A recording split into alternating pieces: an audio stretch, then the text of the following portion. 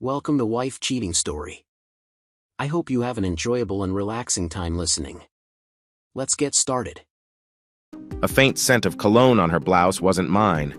The whispers on late-night calls weren't for me, but nothing prepared me for the sight of my wife tangled with her boss on our couch, my couch. Betrayal burned through me like acid, but anger forged my resolve. This wasn't just about infidelity.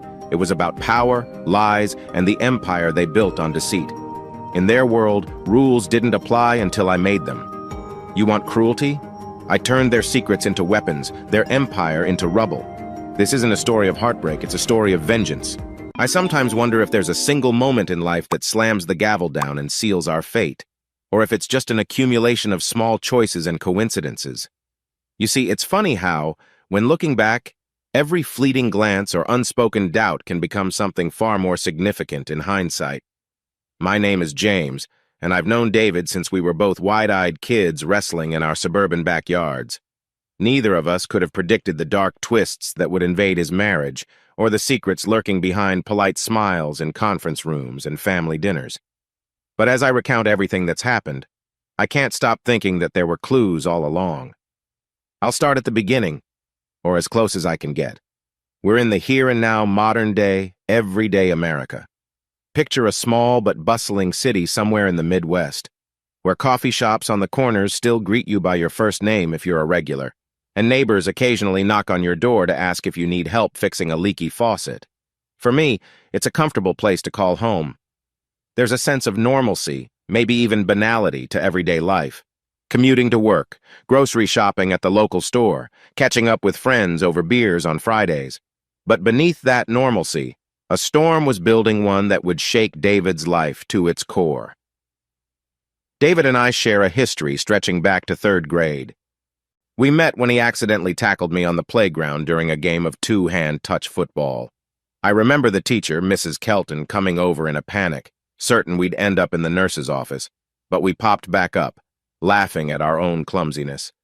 From that day on, we were tight, swapping lunches in the cafeteria, biking through the neighborhood after school, and staying up late on weekends playing old video games. People often commented on how different we seemed. David was taller, more outgoing, the type who'd flash an easy grin and charm anyone in the room without even trying. I was quieter, maybe a bit more cautious. But that's what made us click. He brought the lighthearted spontaneity. I brought the careful planning. By the time we were in our teens, David was the life of every party, but I was the guy ensuring we all got home safe afterward. After high school, we took separate paths for a bit. He headed off to a nearby state college to study marketing, while I studied computer science a few hours away. We stayed in touch, visiting each other during breaks or chatting online when we were broke college students. David had a way of making even the dullest nights come alive once. He convinced me to crash an art exhibit just to see what cultured people do on Saturdays. Turned out we had a blast sipping cheap wine and pretending to understand abstract pieces. That was David in a nutshell, open to life's adventures. By our mid-20s, we found our way back to the same city, this little corner of the Midwest, big enough to have opportunities, small enough to feel like a real community. I landed a decent job as a software engineer at a medium-sized tech firm. David ended up in a sales position for a local manufacturing company. Life ambled forward. I still recall the night David introduced me to Clara. It was at a mutual friend's birthday bash, a lively affair in a downtown loft. Clara struck me as poised. She had this calm confidence, which balanced out David's high-voltage charisma. She had a soft laugh and listened attentively whenever David spoke, her eyes gleaming with genuine interest. We found ourselves in the kitchen at one point, away from the louder crowd. While rummaging for a bottle opener, Clara asked me how long I'd known David. There was something about the way she asked, like she was already invested in him. I joked about the two-hand touch football incident. She laughed, a gentle sound that made you lean closer just to catch every note. That night after the party, David pulled me aside, grinning like a kid on Christmas. "Dude, she's amazing," he said. "I can't believe she's real. It's like I don't know, everything just fits." And I had to admit, she seemed wonderful. Smart, warm, and down-to-earth. In a room of loud, tipsy acquaintances, she had this centered presence. David was smitten, no doubt about that. Time flew after that. David and Clara dated for about a year and a half. I witnessed their relationship blossom through Sunday brunches, group outings, and more double dates than I can count, though I was single for much of that stretch, so I often became the awkward third wheel. Even so, I appreciated how comfortable they were together. David, usually the center of attention, was calmer around her. Clara brought balance. She'd tease him gently, ground him when he became too excitable, but never in a way that clipped his wings.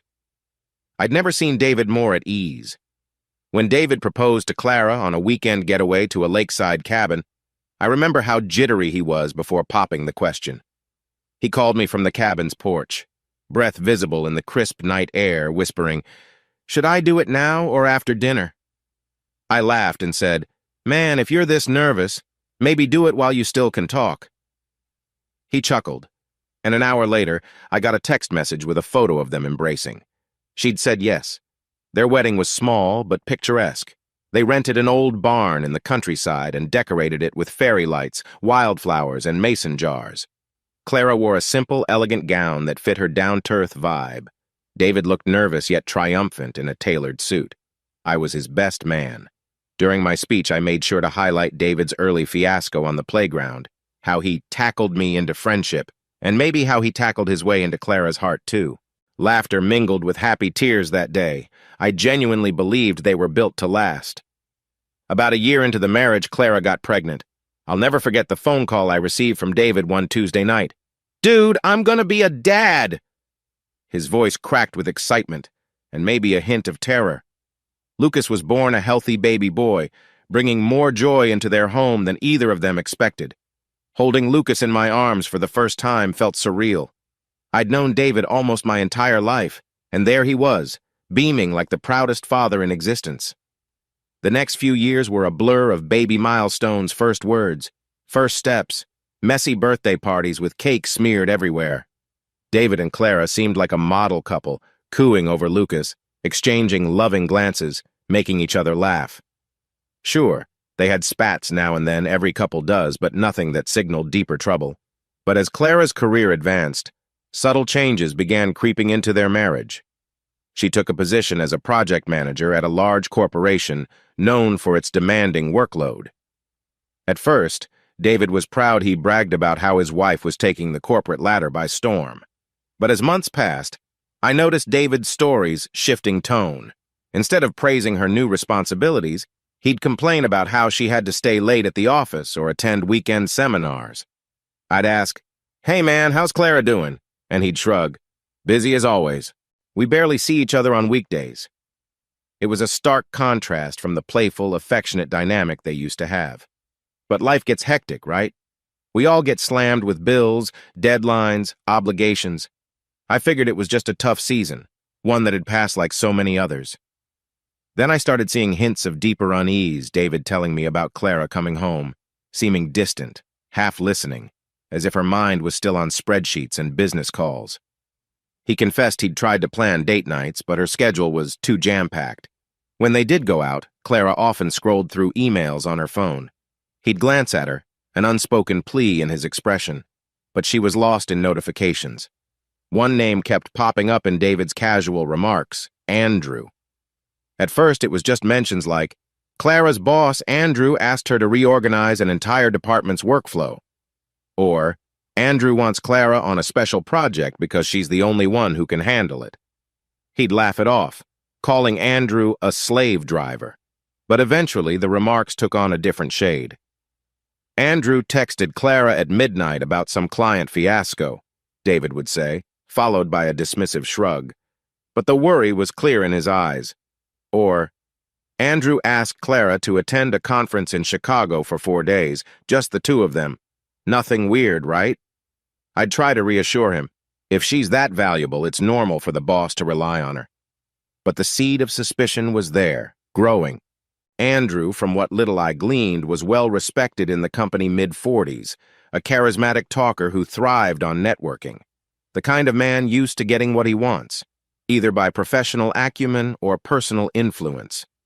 I never met him in person at that stage, but hearing David's stories, a small alarm bell began dinging in the back of my mind. We come to a small get-together hosted at my place, a modest apartment on the edge of downtown. I'd invited David and Clara, along with a couple of our mutual friends, Carrie, a former classmate who worked in HR, and her husband, Tyler, an accountant with a wicked sense of humor. Nothing fancy. Pizza, beer, maybe a board game or two if the conversation died.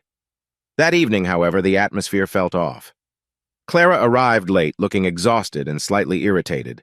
David tried to mask his frustration with a smile, but it was forced. Halfway through dinner, Clara's phone buzzed. She gave an apologetic glance and stepped away to answer. I saw David's face tighten, his jaw muscles clenching as if he wanted to smash the phone. Carrie nudged me under the table. She noticed it too. Clara returned, forced a grin, and murmured something about office emergencies. The rest of the night was dominated by polite small talk, but tension floated in the air like static electricity. When they left, David lingered in the hallway. He glanced at me, eyes pleading. "Something's off," he whispered. "I can't put my finger on it, but I feel it, man." I wanted to say something comforting, but all I could muster was, "Let's catch up soon, really talk, okay?" Over the next few weeks, David started texting me at odd hours. Messages like, "Clara just came home, said she was out with a coworker, but she wouldn't say who." Or, "Not sure if I'm overthinking, but she's on edge whenever I ask about Andrew." My typical advice was calm, rational. Talk to her directly, man. Let her know you're concerned. But deep down, I sensed his anxiety was grounded in something real. One Saturday, David and Lucas came over to my apartment while Clara was allegedly working overtime. We watched cartoons with Lucas, built a silly pillow fort. Then Lucas ran off to find more blankets, leaving David and me alone in the living room. He spoke in hushed tones, recounting how Clara had been coming home even later, sometimes smelling of a faint cologne that wasn't hers. She'd get defensive whenever he broached the topic of Andrew or the office. "I don't want to accuse her of anything," David said, sinking into the couch.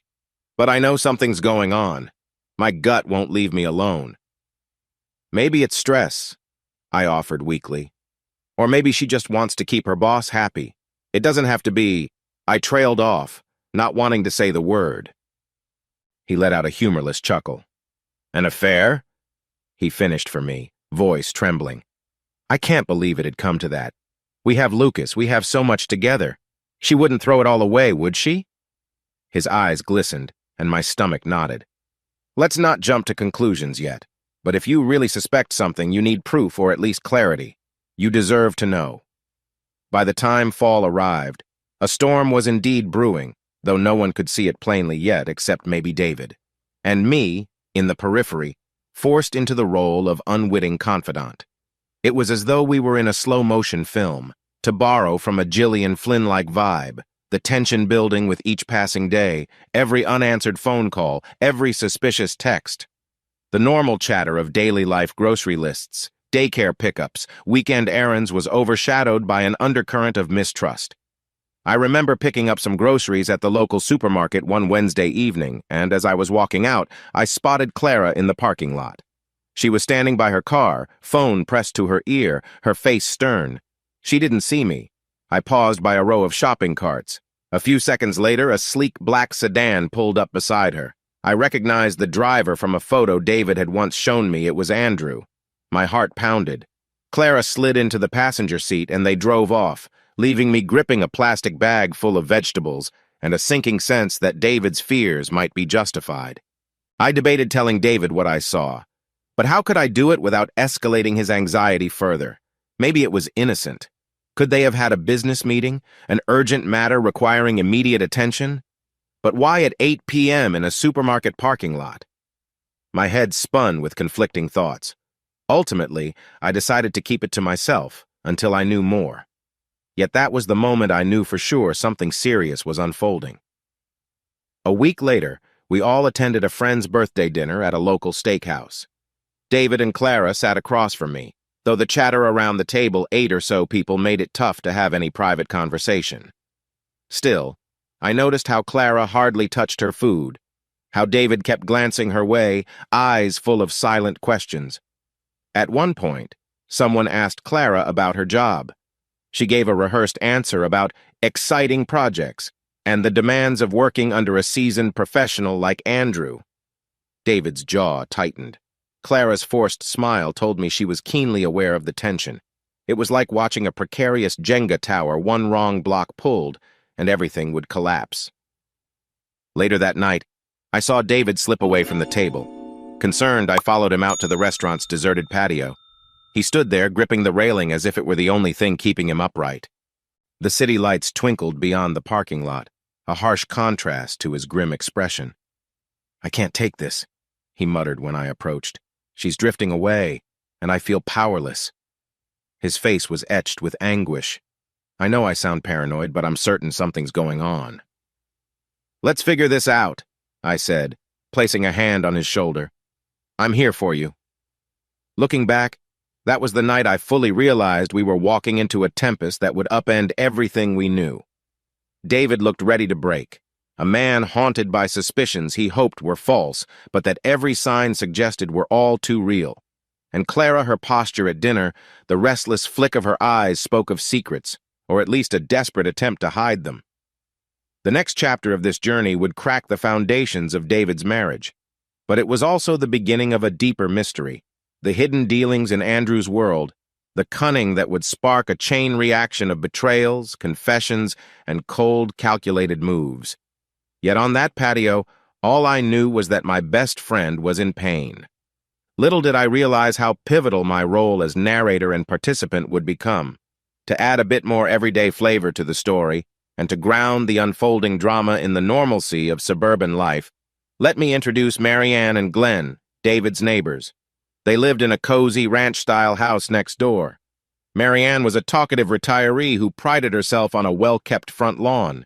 Glenn, a former electrician, enjoyed tinkering in his garage workshop. David often joked that Glenn's place was a mini Home Depot. One Saturday morning, while David was at work, he'd started taking extra shifts, maybe to distract himself from his marital woes. I stopped by to drop off some leftover tools David had borrowed. Clara's car wasn't in the driveway. Marianne, out watering her petunias, waved me over. "James, right?" she asked with a bright smile. "I've seen you come by to visit David a bunch. Everything going okay over there?" I hesitated, not wanting to divulge private details. "They're good. David's working. Busy times." Marianne adjusted the brim of her sun hat. "You let him know if he needs anything. Glenn and I are here. Clara's been gone a lot, late nights. Not that it's any of my business, but I worry about them. They used to be so close." My chest tightened. Even neighbors had noticed the shift. "I'll let him know. Thanks." She nodded, returning to her plants. It struck me then how the cracks in David's marriage weren't just visible to him or me. They were becoming obvious to anyone paying attention. Throughout the late fall, David grew more restless. He confided in me during after-work meetups at a local bar called the Red Stag. Nothing fancy, just a dimly lit place with neon beer signs and battered wooden booths. There, over pints of craft IPA, he poured out his anxieties like a man in a confessional booth. "James, I'm losing her," he said one night, swirling the amber liquid in his glass. "She's physically here sometimes, but mentally she's gone." I tried to calm him down. "Confront her," I urged. "You need to talk about it openly." He let out a bitter laugh. "I tried. But every time I bring up Andrew or her late nights, she flips out, says I don't trust her, or that I'm being controlling." "Maybe couples counseling?" I suggested. But even as I said it, I knew that might be too little, too late. He shrugged, a defeated gesture. "I've mentioned it. She's too busy at work. Or she says there's nothing to fix, like I'm imagining everything." Our conversation was cut short when David's phone buzzed. He pulled it out, frowned, and gulped the rest of his beer. "She's at the office again. Said she won't be home till after midnight. Says Andrew needs me." My stomach lurched. A swirl of dread overcame me, as if we were all characters in a tragedy inching closer to the climax.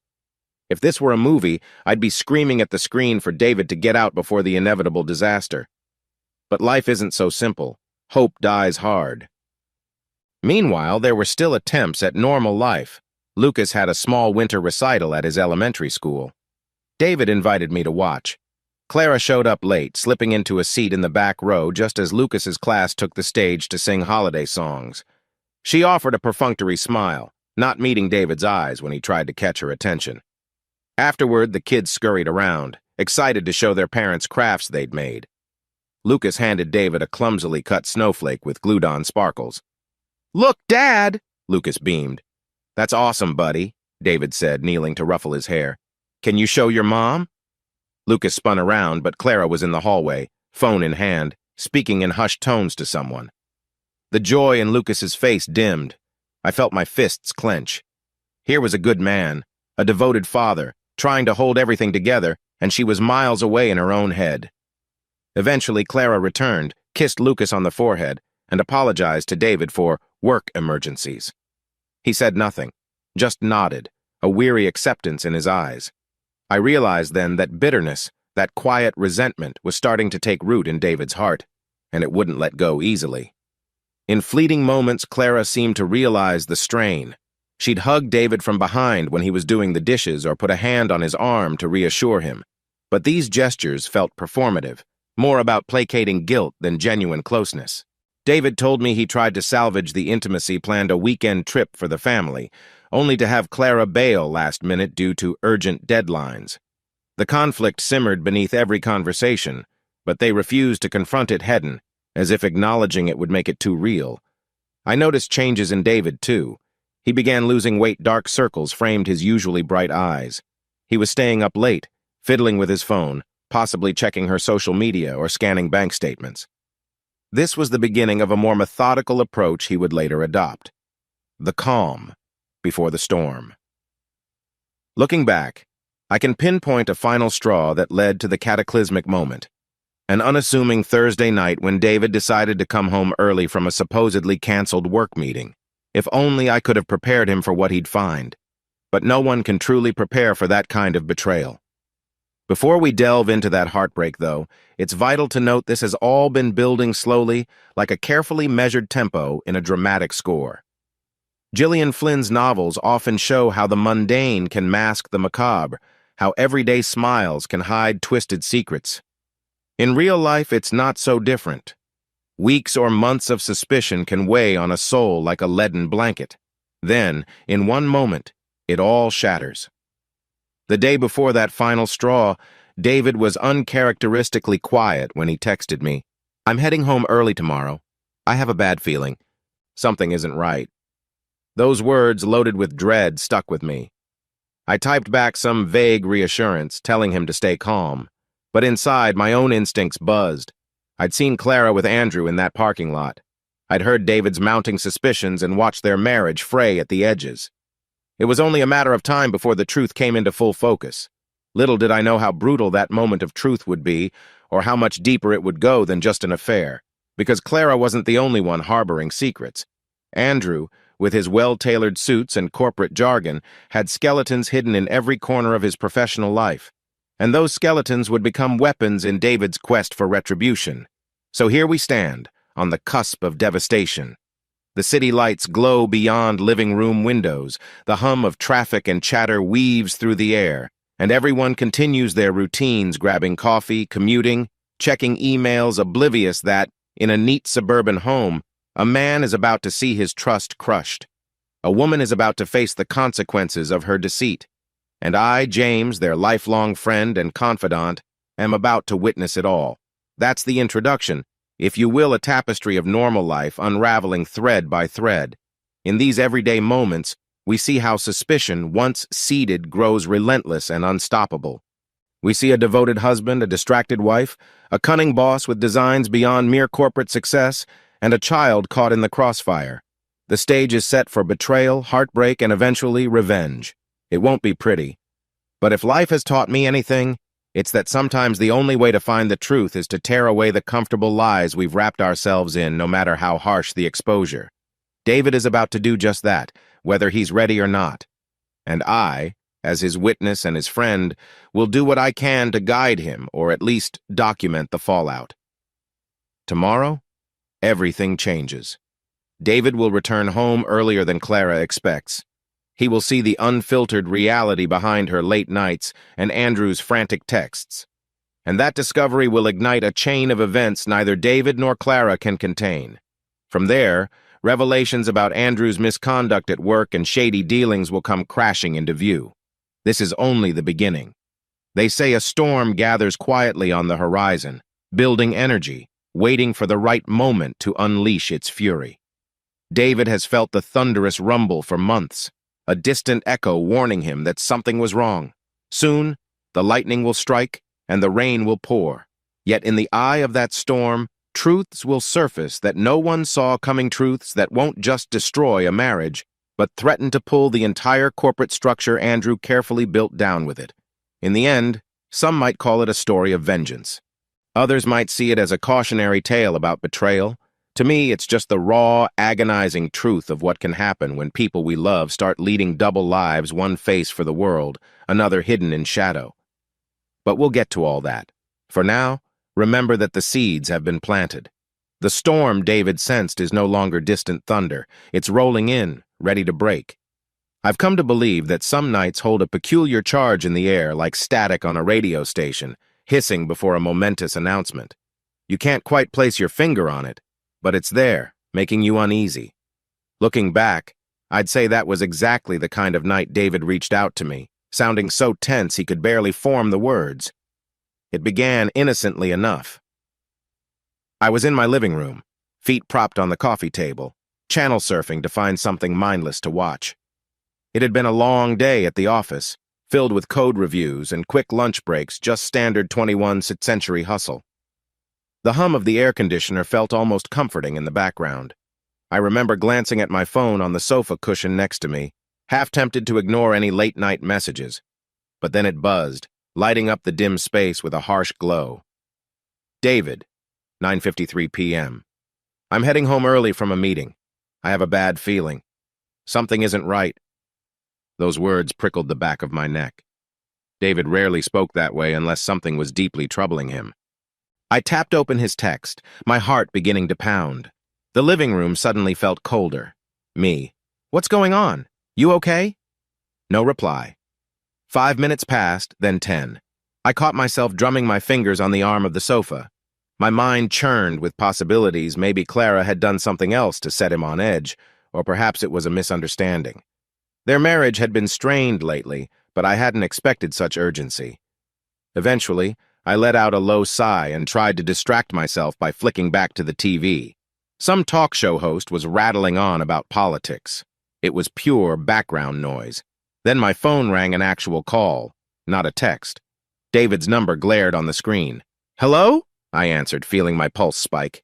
I heard only ragged breathing at first. Then David's voice broke through in a frantic whisper. "James!" It was shaky. "I caught her and Andrew in our living room." I shot upright so quickly I nearly toppled the coffee mug on the table. "Wait, what? You caught them doing what exactly?" My throat felt tight, as though anticipating the worst. David's voice cracked. "They were all over each other. I came back from that meeting early and oh God." He went silent. Through the phone, I heard what sounded like heavy breathing, maybe stifled sobs. The hair on my arms stood up. My friend, who'd been my rock since we were kids, was unraveling right there on the other end of the line. And I couldn't do a damn thing except listen. "David," I said softly, "are you somewhere safe? You're not at home now, are you?" He exhaled, sharp and shaky. "No, I ran out. I couldn't stay in there, you know? I couldn't look at them." His voice quivered. "I'm in the car, on some side street near the park. I can't think straight." My mind swirled with 1,000 questions. "Stay put," I managed, my voice low but firm. "I'm coming to get you. Don't drive anywhere in this state. Just text me your location. I'll be there soon, okay?" He breathed a soft, "okay." I could tell he was trying to steady himself. Then the call clicked off.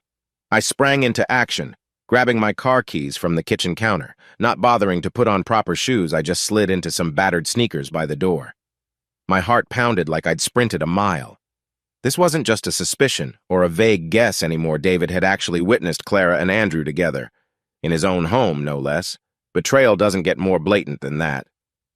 The drive through our suburban neighborhood felt eerily quiet. Every street lamp glowed a dull orange, casting ghostly halos on the pavement. Usually I'd appreciate the peacefulness of late-night streets, but on this particular night, it made me feel on edge, as though I'd stepped into an abandoned film set. The hush only amplified my own racing thoughts. I followed David's texted location to a small side street near a park with a half-lit basketball court. As I turned the corner, my headlights caught a parked sedan, engine off, one front tire just up on the curb. That had to be David's car. I pulled up behind him, killed the engine, and slipped out into the warm night air, shutting the door quietly. David sat slumped in the driver's seat, window rolled down. His normally bright, warm expression was replaced by a hollow stare. I approached cautiously, tapping the glass frame of his open window. He glanced up, eyes bloodshot, and attempted a weak smile that never reached his eyes. "Hey," he said, voice hoarse. "Hey," I echoed softly. I opened his car door and knelt beside him. The smell of stale sweat and heartbreak hung in the air. For a moment, neither of us spoke. Then David closed his eyes as if trying to block out the memory. "I just can't believe it," he whispered. "I walk in, and there they are." My stomach churned. I rested a hand on his shoulder. "Let's get you out of here. Come on, we can talk at my place." He didn't protest. With a resigned nod, he grabbed his phone and house keys. I saw his hand tremble as he stuffed them into his pocket. He slid out of the driver's seat. Then we left his car right where it was, stepping into mine. My engine rumbled to life, and soon we were rolling down the street, the park receding in the rearview mirror. David stared out the passenger window, silent except for the occasional sniffle. I could almost see the turmoil in his eyes, reflecting in the pale glow of passing headlights. Every so often I glanced at him, wanting to ask questions but afraid to push too hard. Eventually, I decided I couldn't stay quiet. "So you got home early," I said softly. "And what exactly happened?" He cleared his throat but kept his gaze on the road ahead. "I was supposed to be at this meeting across town," he began. "But the meeting ended earlier than planned.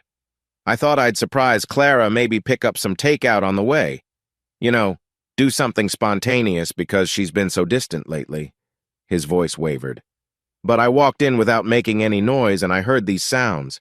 I thought maybe she was watching a movie. Then I realized it was coming from the living room."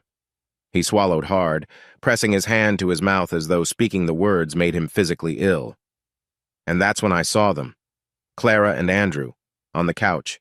He had his shirt unbuttoned. Her blouse was halfway off. It was obvious." I gripped the steering wheel tighter than necessary, anger searing through me on David's behalf. "I'm so sorry," I murmured.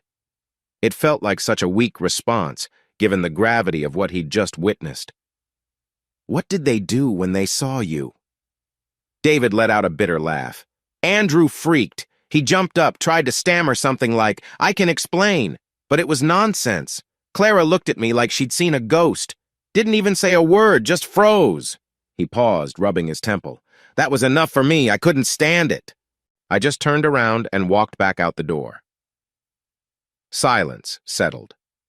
There's a special kind of heartbreak in hearing your friend describe the moment they realize their life has just been irreparably altered.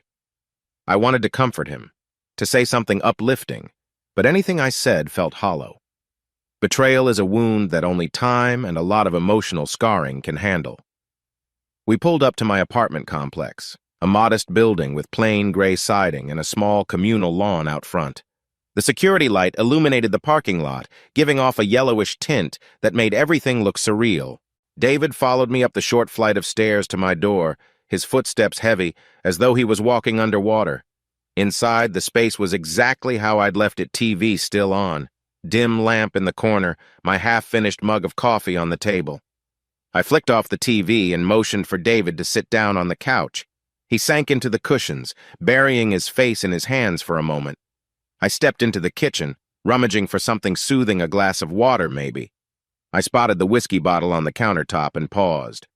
The rational side of me worried that fueling David's heartbreak with alcohol might not be the smartest move, but a single drink to steady nerves might not be the worst idea. I set out 2 glasses, poured a small measure in each. Then I returned to the living room and handed David one of them. He stared at the amber liquid, swirling it without taking a sip. "What am I going to do?" he asked quietly, voice ragged. "I never thought Clara would cheat. Not with him, not in my own house." He finally took a small gulp, grimacing at the burn. I eased myself into the armchair opposite the couch. I wish I had the magic words, I admitted. But I'm here, okay? Whatever you need. He nodded, eyes distant. Thank you. A moment passed in silence. Then his phone vibrated in his pocket, causing him to flinch. He pulled it out, glancing at the screen. It's Clara, he said, pressing his lips into a thin line. I can't talk to her right now. Then don't, I said gently. At least not tonight. You need space. David let the phone drop to the coffee table, face down.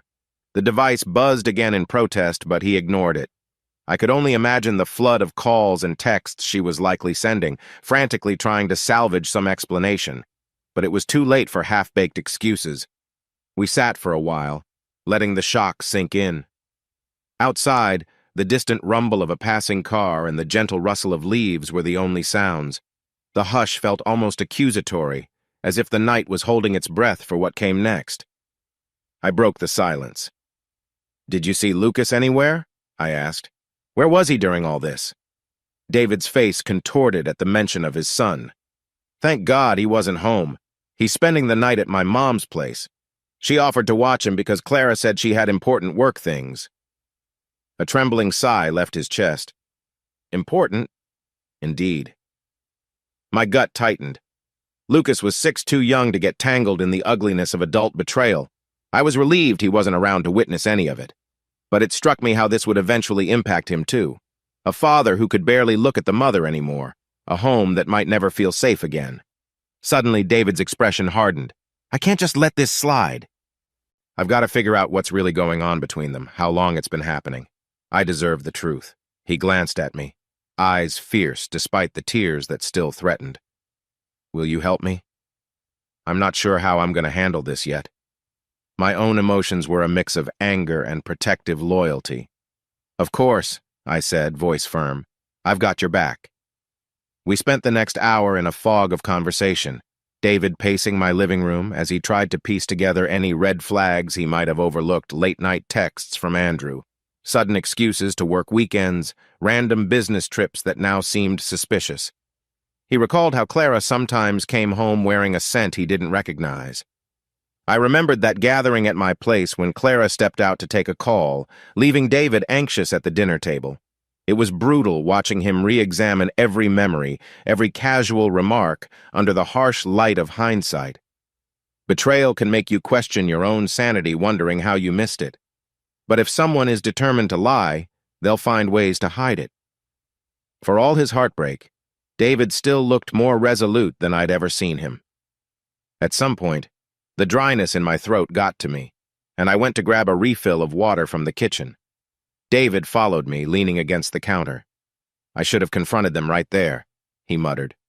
But I just froze, like my mind shut down.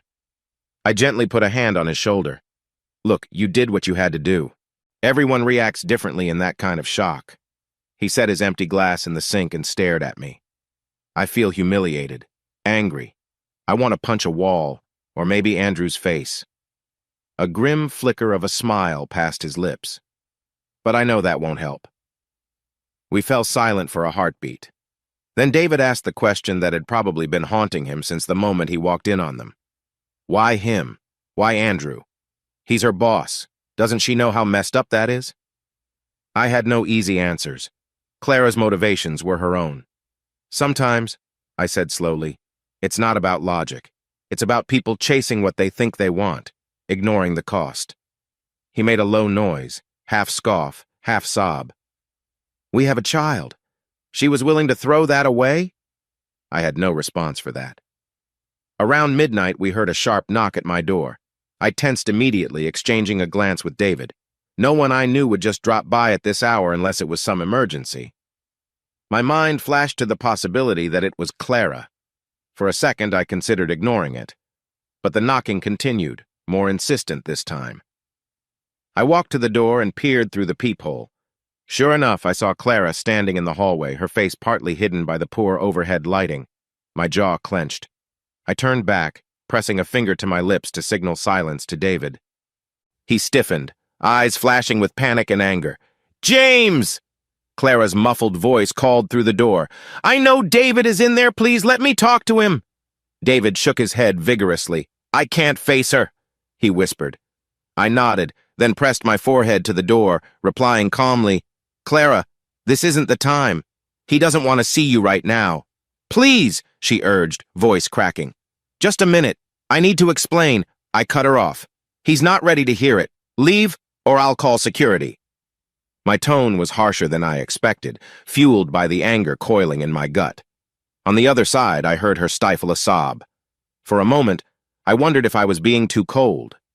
But then I remembered the sight David had walked in on, the devastation in his eyes.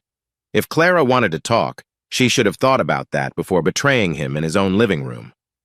A tense silence hung in the air. Then footsteps retreated down the hallway. I waited another minute or two, just to be sure she was gone, before turning back to David. He looked visibly shaken, tears threatening to spill again. "Thank you," he mumbled. "I just can't deal with her right now." I placed a reassuring hand on his shoulder, guiding him away from the door. "You won't have to. Not until you're ready." The early hours of the morning found us still awake. The overhead light feeling too harsh, the living room strewn with half-finished water glasses and the remnants of anxiety. Every so often, David's phone buzzed with another call or text from Clara. Each time, he winced, eyes flicking toward the screen but refusing to pick up. Eventually, exhaustion weighed on both of us. I convinced David to crash on my couch for the night. I offered him my bed, but he shook his head. "I just need to sit," he murmured, as if lying down would force him to confront nightmares he wasn't ready to face. Before heading to my bedroom, I grabbed a spare blanket and draped it over his shoulders. He looked up at me with eyes that carried 1,000 unspoken words. "Thanks, James," he murmured. "You're a real friend." "Always," I replied, my throat tight with emotion. "Try to get some rest, okay? We'll figure it out tomorrow." He gave a small nod, then stared off into space as I left him there, the dull glow of the lamp casting shadows across his troubled face. I slipped into my room, shut the door gently, and sank onto my mattress, suddenly overwhelmed by a swirl of thoughts. My best friend's marriage was in tatters, and in the span of a single evening, everything changed. Clara's betrayal, Andrew's brazen audacity, it was like a twisted scene from some melodrama, except this was painfully real. As I lay there, I found myself drifting into a restless haze, replaying David's trembling voice on the phone, imagining the horrible sight he must have walked in on. I kept thinking how, in slow motion, a single moment of betrayal can shred years of trust. Sleep came in fits and starts, haunted by the knowledge that by sunrise, David's world would be irrevocably different. When morning light finally filtered through my blinds, I stirred from a shallow doze. The clock read 7:12 a.m. My back felt sore, my head fuzzy. Slowly, I sat up, trying to shake off the heaviness of the night's events. In the living room, I found David awake, staring at his phone, which was lit up with new notifications. He looked exhausted, like he hadn't slept at all, eyes bloodshot, hair disheveled, the blanket still around his shoulders. A half-empty water glass rested on the coffee table. "You okay?" I asked gently, though the answer was obvious. He exhaled, a mirthless laugh. "Far from it, but I guess I'm calmer now." He motioned to his phone. "Clara's been texting me essays, leaving voicemails. Andrew texted me once something about wanting to explain himself." David shook his head. "I'm not even sure what explanation there could be." Anger twisted in my gut again. "Don't let them guilt you into a quick conversation. You have a right to take your time." He nodded absently. Then, as if a switch flipped, his face hardened. "I need to do something. I can't just let this go. I have to find out how long this has been going on, if it's still happening, what else they've done behind my back. I need real proof." A wave of relief washed over me. He wasn't collapsing into despair, at least not entirely. He was finding resolve, a spark of determination to take control of the situation. "I hear you," I said, taking a seat on the arm of the couch. "What are you thinking?" David raked his fingers through his hair. "I honestly don't know.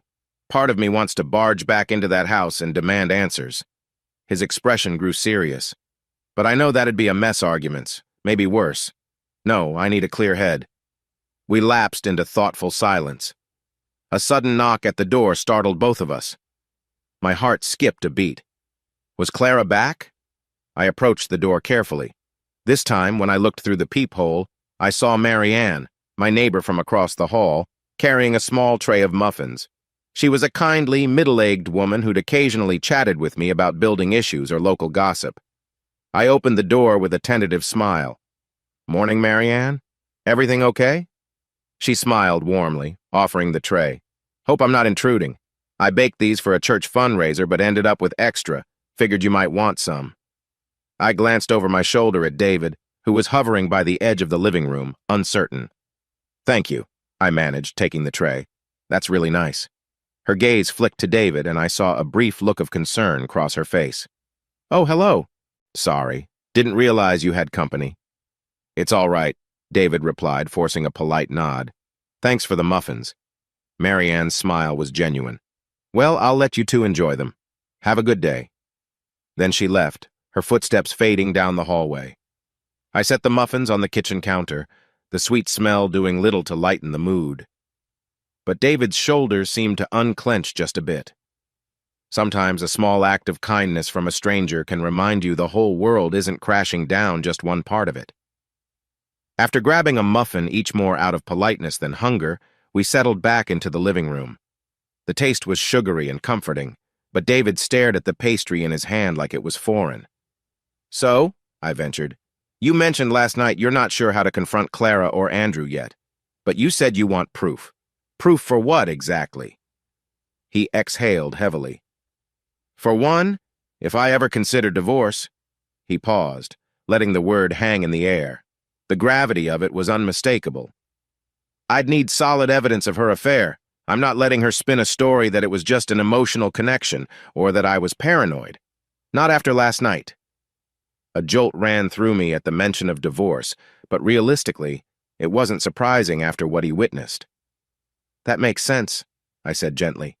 "You deserve to protect yourself, especially with Lucas in the picture." David nodded, taking a tiny bite of the muffin. He chewed slowly, as though his mind was miles away. "Exactly. She might fight for custody or try to paint me as the unstable one if I react too strongly." I felt a spike of anger at the notion. "That's ridiculous," he shrugged. "But that's how these things can go. People get ugly when it comes to breakups and finances and kids. I need to be prepared." I watched him, noticing how his hand trembled slightly. A few days ago, David was grappling with mere suspicion. Now the brutal truth was out. Everything had changed, and yet the days ahead promised even more turmoil. Around midday, David's phone rang again, the shrill tone making both of us jump. He glanced at the screen, an unknown number. After a beat, he answered cautiously, putting it on speaker. "Hello?" A shaky male voice crackled through. "David, it's Andrew. Please don't hang up. I got your number from the office directory." My blood ran hot. I motioned for David to end the call, but David shook his head, something fierce in his eyes. "What do you want?" he asked, jaw tight. I know you don't want to hear this," Andrew stammered. "But I'm sorry. This is all a huge misunderstanding." A bitter laugh escaped David's throat. "I literally walked in on you two. What part of that is a misunderstanding?" Andrew's words came in a rush. "We never meant to hurt you. Clara, she's been unhappy. She said you two had grown apart, and last night was an accident. She just needed someone to talk to, and things got out of hand." I swear it was the first time. David's eyes narrowed. "Save it. Do you think I'm an idiot?" He pressed the speaker button off, pulling the phone to his ear and heading to the far side of the room to continue the conversation in low, taut tones. I sat there, half of me burning to snatch the phone and rip Andrew a new one. But this was David's choice, his confrontation. He paced back and forth, occasionally letting out curt responses. "Yeah, sure," or "I'm supposed to believe that." Eventually he spat, "Don't call me again," then ended the call. He stood still for a moment, fists clenched at his sides. "That jerk actually tried to downplay it. Said I was overreacting." He shot me a glare that wasn't meant for me, but for the whole messed-up situation. "Typical," I muttered. "He's just trying to cover his own rear. Doesn't care about your feelings." David nodded. something in him seeming to crystallize. "All right," he said, voice cold. "If they won't give me the truth willingly, I'll find it myself. I need to know how deep this goes, whether it's truly the first time or if it's been going on for months. I'm not letting them spin me around." I placed a hand on his shoulder. "I'm behind you 100%. Let's just make sure we do this methodically, so you don't get blindsided. You have to protect yourself, legally and emotionally." His eyes softened for a moment. "I appreciate that, man. I don't know if I'd survive this alone." Then he set his jaw. "I just don't want to do anything rash. If I confront Clara at the house, it'll just blow up into a screaming match. I need a plan." I nodded. "We'll figure it out. One step at a time." David fell silent, the gears in his head clearly spinning. Finally, he said, "I'm not going to talk to her until I have something concrete. Evidence, proof, whatever it takes." There was a resoluteness in his voice that both worried and reassured me. This wasn't just about catching Clara in a lie, it was about safeguarding his future. I thought of Lucas again, the sweet kid with a toothy grin who adored both his parents. This situation was going to rock his world. But if David could keep a level head, he'd have a chance of protecting his son from the uglier fallout. It was nearly evening by the time we hashed over the bare-bones plan. David would lay low at my place or maybe crash at his mom's for a few nights. He'd ignore Clara's messages, give himself room to breathe.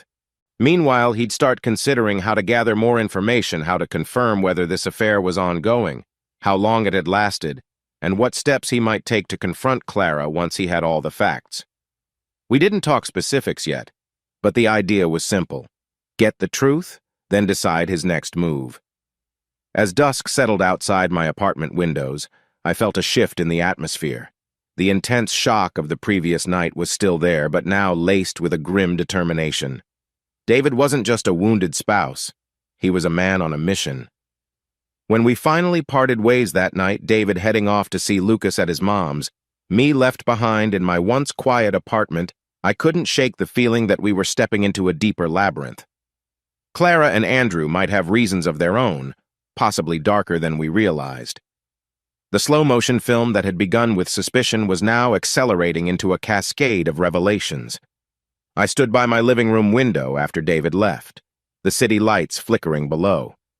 In the distance, cars wove through intersections, and pedestrians strolled along sidewalks, unaware that in this very building, a man had discovered the ultimate betrayal. Life continued, as if nothing extraordinary had happened. Yet for David, and for me by extension, everything had changed. I remembered the look on David's face when I first found him in his car, like the entire world had caved in. Now, just 24 hours later, that despair was morphing into steely resolve. He'd do whatever it took to uncover the truth behind Clara's affair with Andrew, no matter how painful it might be. And from the glint in his eyes, I knew no one could talk him out of it. As for me, I felt a cocktail of dread and loyalty. I'd stand by him, come what may. But I worried about the toll it would take on him, on Lucas, even on me. Betrayal doesn't just vanish when you expose it. Sometimes it festers, leaving scars that never fully heal. I shut the blinds, the muffled sounds of the city fading into the background. Tomorrow would be another day of tough conversations, swirling emotions, and phone calls we'd rather not answer. But at least we had a pact to keep each other sane. I sat down, pressed my hands over my face, and exhaled a long, weary breath.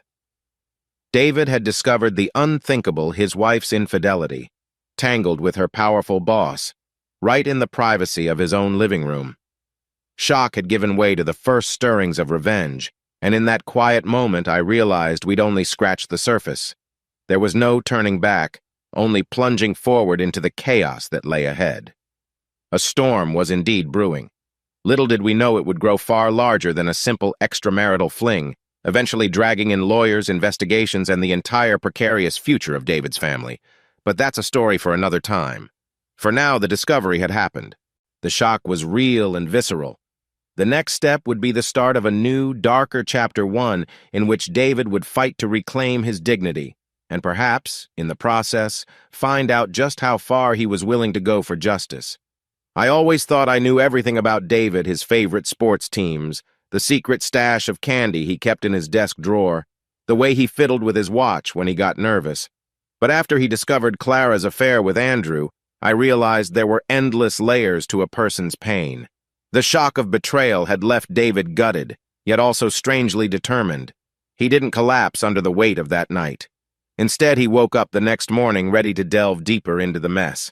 And somehow, that pushed us into a new phase of this story, the investigation. A few days had passed since I found David in his car, shell-shocked by what he'd seen in his own living room.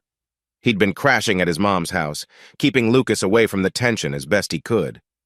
Clara had texted him non-stop, alternating between pleas for forgiveness and half-baked excuses, but he mostly ignored them.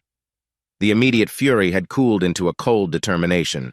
David wanted answers, and he wanted them backed by facts. Meanwhile, I was his sounding board, simultaneously trying to be a supportive friend and keep my own life afloat. My small apartment felt emptier than ever. I'd go to work, respond to client emails, fix code bugs, and all the while my phone would vibrate with updates from David. Short messages about Clara's repeated calls or Andrew's attempts to downplay the affair. It was draining, but there was no turning back. If David needed to uncover the extent of Clara's betrayal and Andrew's involvement, he'd need more than just heartbreak. He needed solid evidence. That's where Emma came into the picture. I remembered Emma from back in college. She was 2 years ahead of me, a criminal justice major who had a reputation for outsmarting everyone in her classes. We weren't exactly best friends, but we ran in overlapping circles of acquaintances enough that I'd bumped into her at parties or study sessions. After graduation, she joined the police force in a nearby city, then later went private, working independently as a licensed investigator. I'd only heard snippets about her career, but she'd popped into my mind right after David said, "I need real proof."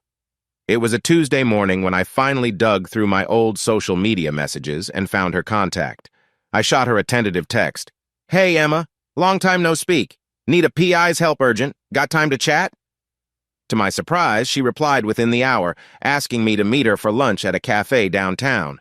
So I looped David in, and we drove there together, more than a little nervous about unveiling his private heartbreak to someone he barely knew. The cafe was a small, charming spot with mismatched chairs and colorful murals on the walls. Emma arrived in jeans and a fitted blazer, her once-long hair now cut into a sleek shoulder-length style. She recognized me instantly, offering a half-grin that was more professional than friendly. I introduced her to David, who gave a polite nod, looking half-exhausted. We settled into a secluded corner table. As soon as the waitress poured our coffees, Emma leaned forward, getting right to business. "So," she said calmly, her tone serious yet somehow reassuring, "you mentioned you need a private investigation. Fill me in." David's gaze flickered toward me, and I nodded for him to go ahead. He exhaled, then began explaining the gist. His wife, Clara, had been spotted in a compromising situation with her boss, Andrew. David needed to know how long this affair had been happening and whether Andrew was exploiting his position at work. More than that, David hinted there might be something suspicious about Andrew's finances. He recounted how Andrew always seemed to be juggling high-stakes deals, some of which felt shady or under the table. Emma listened, silent and focused, her hands folded on the table. When David finished, she let a couple seconds pass before she spoke. "All right," she said softly. "Adultery's one thing.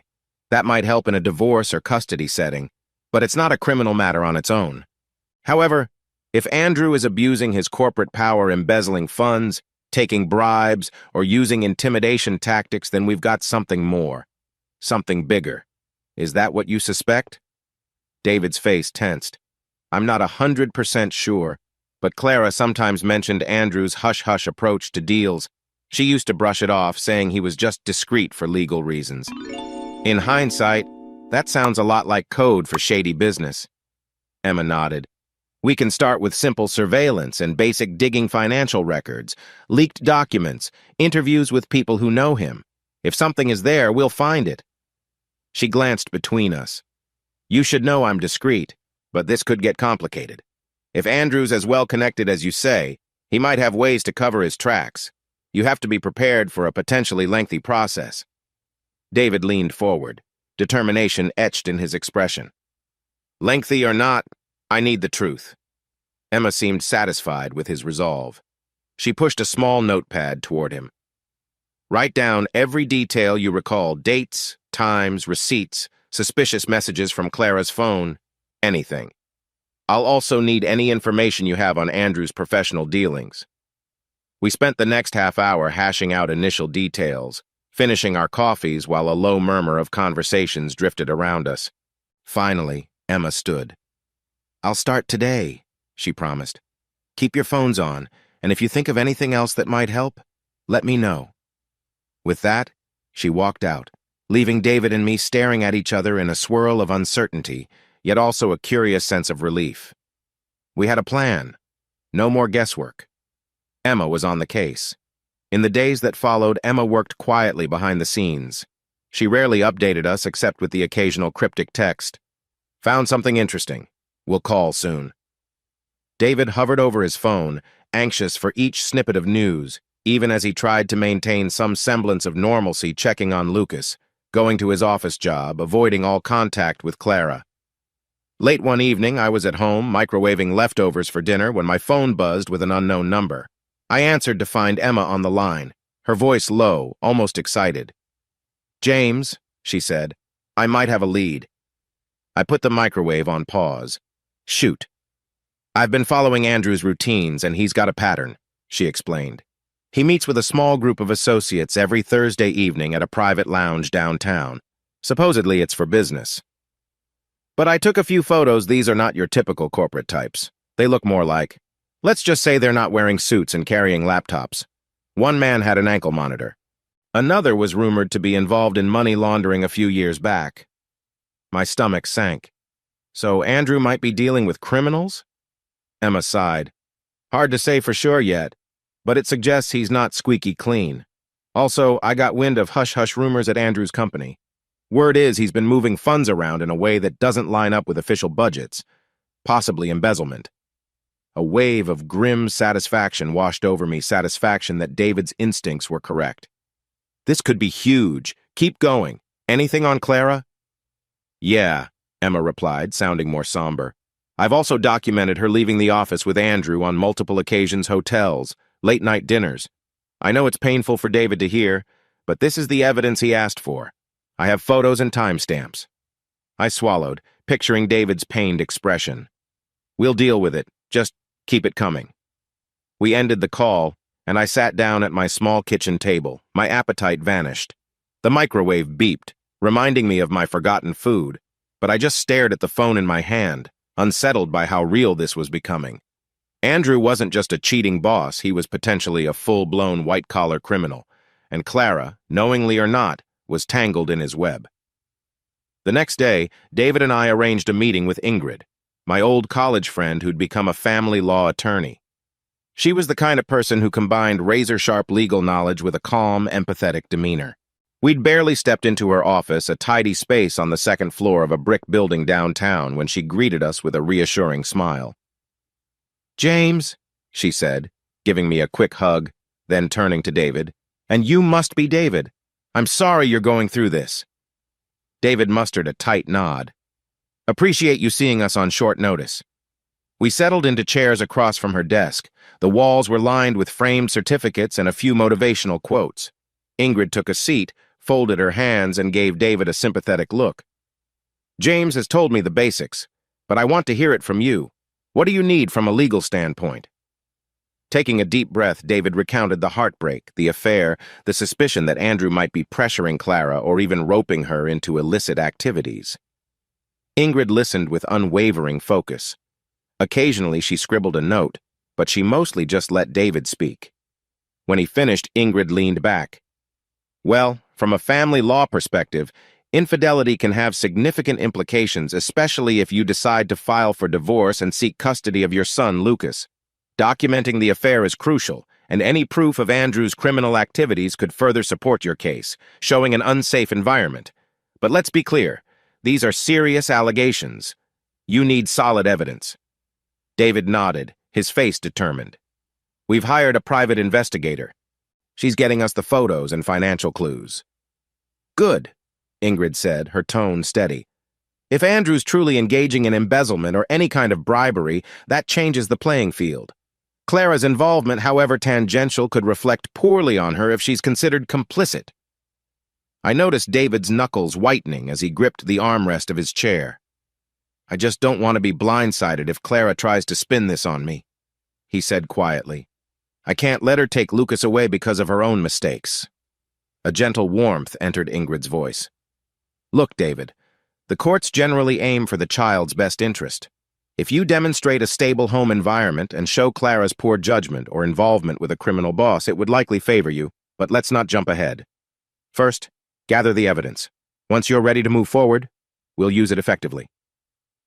David let out a breath, relief mingled with lingering fear. Understood. Ingrid nodded. I have a paralegal, Michelle, who's excellent at helping clients organize digital evidence texts, emails, photos. Make sure you forward everything from Emma to me through a secure channel. We'll keep it locked down. As we stood to leave, Ingrid gave David a compassionate look. I know this is tough. You're facing betrayal from someone you loved and trusted.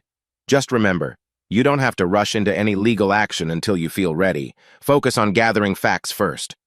David thanked her, voice subdued but grateful. Stepping into the hallway, I glanced at him, noticing the subtle shift in his shoulders. He looked more confident, as if Ingrid's calm professionalism had given him a lifeline. We were on track, even if the path ahead was murky. In the following week, Emma's investigation escalated. She pulled public records, quietly interviewed a few lower-level employees at Andrew's firm, and even managed to get a peek at some suspicious transaction logs. Each time I spoke to her, she had another fragment of evidence, a bank statement not matching Andrew's declared income, an eyewitness who saw Andrew slipping envelopes to city officials, photos of Clara and Andrew checking into a boutique hotel at odd hours. David, meanwhile, was a mix of dread and relief each time new info surfaced. He took copious notes, forwarded them to Michelle, Ingrid's paralegal, and tried to keep his personal meltdown in check for the sake of Lucas. There were nights he'd text me at 2 a.m. confiding in me how badly he missed Clara, how much he hated that he still loved her despite her betrayal. He'd toss out questions like, "When did it all go wrong?" Or, "Was I that bad a husband?" The heartbreak was real, but so was his sense of betrayal. One evening, Emma requested a secret meeting in the parking lot behind a deserted strip mall. It felt dramatic, but she insisted we keep prying eyes away.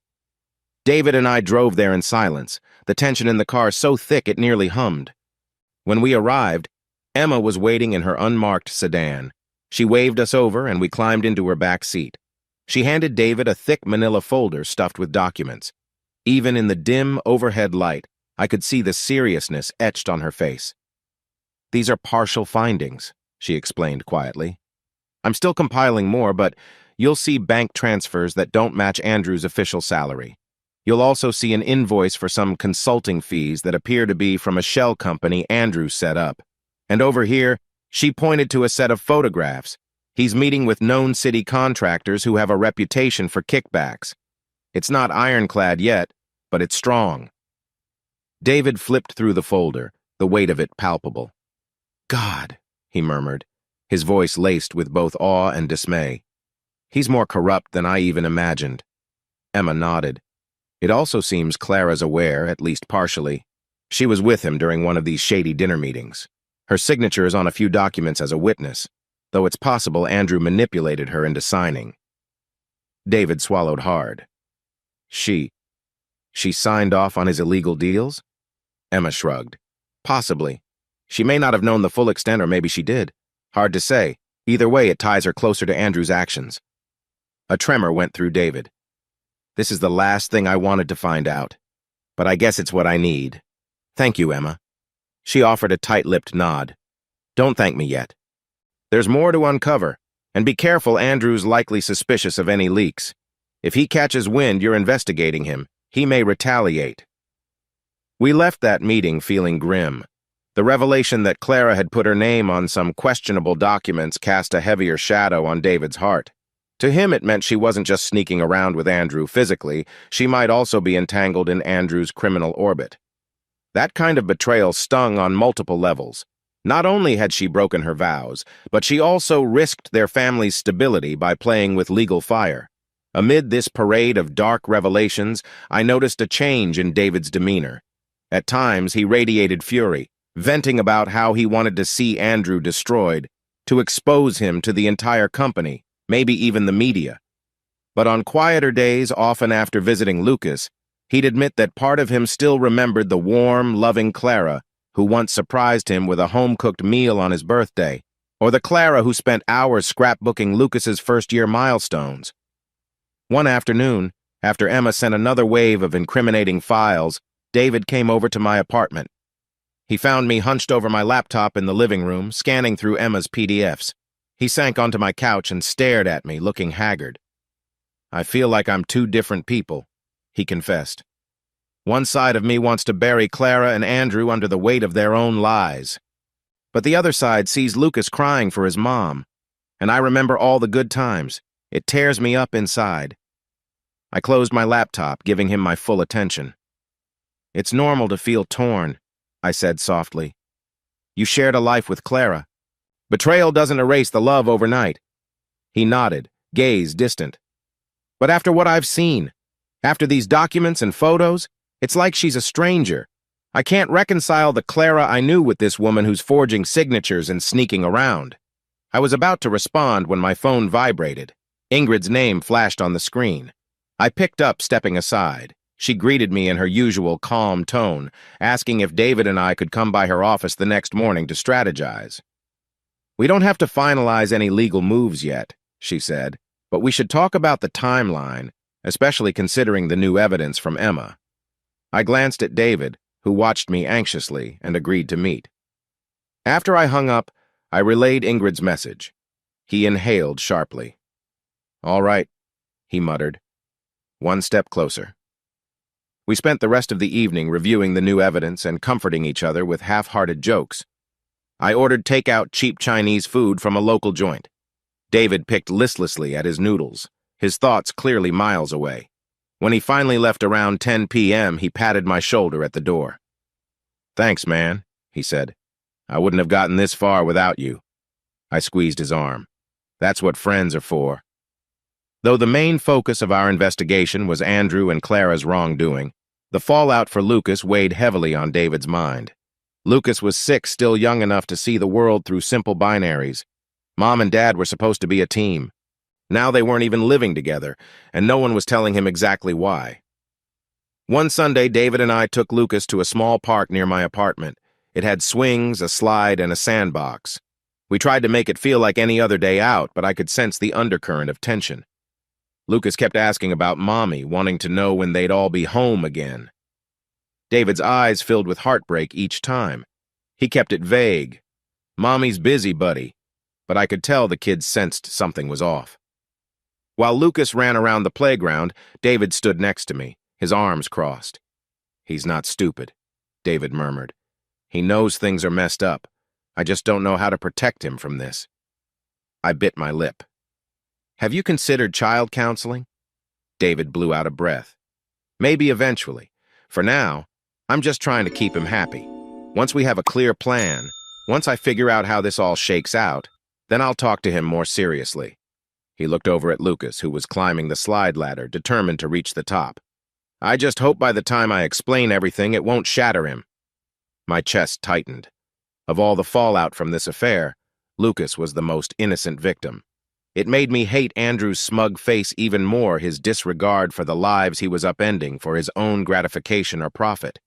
It also made me resent Clara for putting David and Lucas in this predicament, all for an illicit relationship and some shady corporate hustle. Yet I kept those feelings to myself, not wanting to pour gasoline on David's pain. The following week, we all gathered at Ingrid's office, David, Emma, and me. Ingrid's space was neat, with a mild scent of lavender from a discreet diffuser on a bookshelf. Michelle, the paralegal, greeted us politely and offered coffee, which we all accepted. The mood was tense but purposeful. We settled around Ingrid's polished wooden conference table. She had a stack of files in front of her, evidence from Emma, statements from David, printouts of suspicious financial data. With a composed air, she looked at each of us in turn. "We need to decide on our overall strategy," she began. "We have enough here to suggest Andrew is engaged in illegal activities and that Clara might be complicit. However, it's not bulletproof. We could confront them now, but if we push too early, Andrew might cover his tracks or intimidate witnesses." Emma nodded. "Agreed. This is like stepping on a spider if we don't kill it outright. It scurries away and hides. We need an airtight case." David leaned forward, tension in every muscle. "So we wait?" Ingrid gave a measured nod. "Yes, for now. Keep gathering evidence. Once we're certain we can force Andrew, and by extension, Clara into a corner legally, then we move. We want to minimize their chance to manipulate the situation." I watched David's reaction. I could see the frustration in his eyes at having to bide his time, but also a flicker of resolve. "All right," he said quietly. "We wait, but not forever." Emma opened a small notebook. "I'll continue my surveillance of Andrew. I've set up a trail of contacts in his business network, former employees, disgruntled clients. Some might be willing to talk if I can guarantee confidentiality." Ingrid turned to David. "In the meantime, you focus on your personal stability. Keep records of everything Clara says or does. If she tries to lie about what's happening, we'll have your documentation to counter her." David rubbed a hand over his face. "Okay, I'll do that. But I feel like I'm living in limbo, waiting for the chance to blow everything up." A hush fell. None of us had a perfect solution. Investigations take time, and the heart rarely cooperates with caution. But it was the only way. Finally, Ingrid took a deep breath. "Remember, David, if you or Lucas ever feels unsafe, I can file for a protective order. But for now, let's keep it under the radar. We're playing a longer game here." He nodded, jaw tight. "I understand." I sat there, glancing around the table, Ingrid with her poised, legal mind, Emma, the tenacious investigator, David, the wounded husband, and me, the friend caught in the crossfire. It was a surreal alliance, united by a shared mission, to uncover every last piece of Clara and Andrew's deceit before making our move. As the days rolled on, life became a strange ballet of secrecy. David continued his normal job, albeit distracted. He visited Lucas regularly, maintaining a facade of relative normalcy. Clara had texted him a few times, asking if they could at least talk, but he mostly shut her down. Once, she showed up at his mom's house unannounced. David's mom, Linda, politely told Clara it wasn't a good time. Clara left, tears in her eyes, so said Linda afterward. David refused to elaborate further. I found myself half living at David's mom's place, because that's where David often was. Linda was a kind woman, always offering snacks or tea, her brow creased with worry. She adored Clara once upon a time, but the betrayal had shaken her too. She'd watch Lucas run around in the yard while whispering to me, "I never thought Clara would do something like this. She's changed." I'd just nod, not wanting to pour out the entire story of corporate fraud and personal betrayal. That was David's decision when he was ready. But I could sense Linda's heartbreak too. She'd pictured a normal, happy family for her grandson, and now everything was on the brink of collapse. Through it all, Emma's investigations expanded.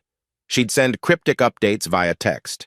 Emma: "He's meeting an unknown contact at Clover's bar, cameras in place." Or Emma: "Found an ex-employee who claims Andrew threatened them. We'll try to get a sworn statement." It was like living in a slow-motion thriller, each day creeping by with tense anticipation. We never knew if Andrew or Clara had any inkling that the walls were quietly closing in on them. David sometimes feared Andrew might suspect something, but Emma repeatedly assured us she was covering her tracks well. The last thing we wanted was a confrontation before we were ready. One late evening, David came by my apartment, face drawn. He held an envelope inside were photos Emma had snapped, showing Clara and Andrew at a hotel bar, leaning close, their hands entwined under the table. In one shot, Andrew had his arm around her waist. The timestamp read just 2 nights prior. David tossed the envelope on my coffee table as if it burned his fingers. "I asked Emma to send these," he muttered, voice trembling with anger. "But seeing it still feels like a punch in the gut." I sank onto the couch beside him, at a loss for words. He swallowed hard, blinking rapidly. It's all so real now. I was hoping maybe it was just a moment of weakness that night I found them, but this is ongoing. She's not even trying to hide it, like my feelings don't matter at all. His voice cracked at the end, and I instinctively placed a hand on his shoulder. I'm sorry, I whispered. I know it's brutal, but this is the evidence Emma said you'd need. He cut me off, nodding fiercely. I know I do, it's just the heartbreak factor. Seeing her with him smirking, flirting. It hurts, but I keep telling myself, once we have enough proof, we can make sure they can't keep doing this. Legally, ethically, whatever. We lapsed into silence. The images from those photos burned into our minds. I thought of Lucas again, blissfully unaware that his mother was entwined in a secret relationship that threatened to tear his family apart. David cleared his throat. Anyway, I'd better get going. Mom's expecting me back. Just thanks, James. I walked him to the door, feeling the weight of his pain. Anytime, I said, forcing a supportive smile. We're in this together. While we had no intention of forcing an early confrontation, I'd be lying if I said I didn't imagine the day we'd finally lay it all out: Andrew's crooked finances, Clara's unfaithfulness, the compromised documents, the hush-hush bribes. The thought lingered like an electric charge in the air. Ingrid had hinted that once our evidence was airtight, there'd be no escaping the consequences for Andrew and, by extension, Clara. But that day wasn't today, or even tomorrow. We still needed more. Until then, David would have to endure the emotional roller coaster of watching his wife flaunt her betrayal while we quietly stacked the deck against her and Andrew. Every night, I'd lie awake, replaying the day's revelations, the hushed phone calls, the new clues Emma unearthed. I wished we could fast forward to the resolution, to some kind of closure. But life doesn't work that way. Revenge, if that's even the right word, is a dish that demands patience and precision. In the interim, David continued to shield Lucas from the chaos. Ingrid refined her legal angles. Emma dug deeper, circling closer around Andrew's skeletons. And I, James, tried my best to hold everyone together, though I sometimes felt like a fraying rope, uncertain how much tension I could withstand. One evening, after a particularly long conference call with Ingrid and Emma, I found myself alone at my desk, scribbling notes in a battered notebook. I'd jotted down dates, suspicious transactions, and potential witnesses Emma had mentioned. My eyes drifted to a faint reflection in my computer screen, my own face, lined with worry. This wasn't my battle directly, yet it consumed me. It was David's heartbreak, Clara's deception, Andrew's corruption. And there I was, in the thick of it, because loyalty to a friend doesn't allow for half measures. I closed the notebook, rubbing my temples. The slow-motion film we'd been living in was thick with tension. Each scene revealed another layer of deceit or heartbreak. Each conversation hinted at the storms brewing just out of sight. I couldn't ignore the sense that we were inching towards something colossal, a moment where all our careful pieces would either click into place or explode in our faces. But that moment wasn't here yet.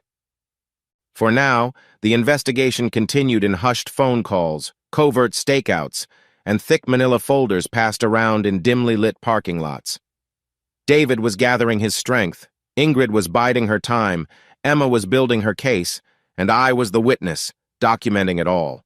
The truth was being dragged into the light, inch by painstaking inch, and when it was finally laid bare, I knew it would change everything forever.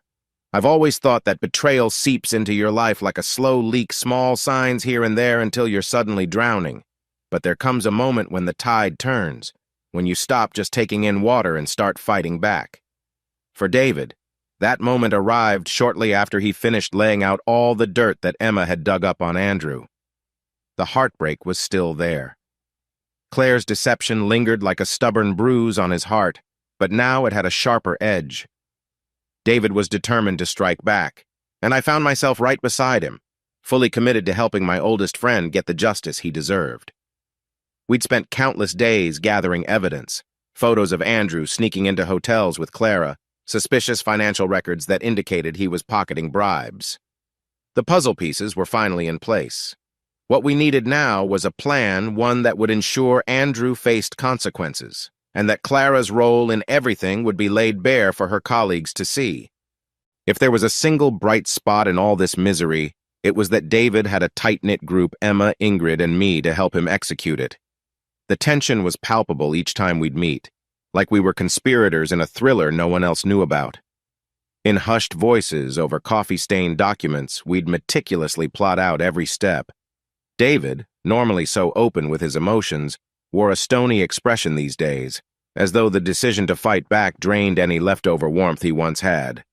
I watched him transform from a betrayed husband into a man bent on protecting what was left of his life and exposing Andrew in the process.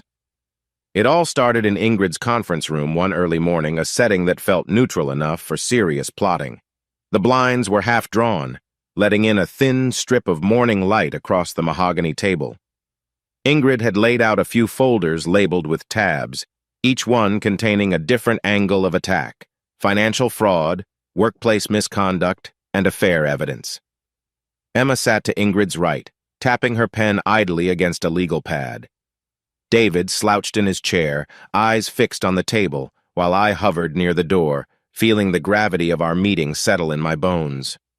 "All right," Ingrid began, her voice calm yet undeniably intense. "We have substantial proof that Andrew's been misappropriating company funds. Along with that, we have photographic and digital evidence of his affair with Clara enough to raise eyebrows with his superiors. The question is, how do we use it?" Emma leaned forward, her pen now still in her hand. "If we dump everything at once, especially the financial details, Andrew might panic and start destroying whatever else he can. We need to ensure he can't wiggle out of accountability." David lifted his gaze, jaw clenched. "I want him cornered. I want him to have no escape, no time to spin a story." A grim nod passed around the room. Ingrid flipped open a folder labeled Strategy. "We'll coordinate two main moves. First, we finalize evidence to present to Andrew's corporate higher-ups, his CEO, any board members who have real power. At the same time, we'll be in touch with law enforcement or a regulatory agency regarding the financial crimes. The timing has to be precise, so Andrew can't make a deal behind closed doors." "Which means," Emma interjected, "we have to be ready to walk into that office at the perfect moment, probably a high-level meeting, so Andrew can't run." David straightened. "And Clara?" Ingrid pressed her lips together. "If she's complicit, she'll face her own fallout. But that's secondary. The key is Andrew, because he's the linchpin in all these crimes. Once he's cornered, Clara's involvement will inevitably come to light." For a moment, no one spoke. I could sense David's turmoil. On one hand, Clara had shattered him. On the other, she was the mother of his child, someone he once adored. But he didn't voice any lingering sympathy that day. He just nodded coldly. "Let's do it." Ingrid tapped a line on one of her documents. "There's also the matter of your personal filing, David." She paused, as if considering how much to say. "Let's just keep preparing in parallel. You'll submit the formal paperwork soon enough, but the main event now is Andrew's exposure." We all knew she was hinting at divorce, though no one said the word out loud.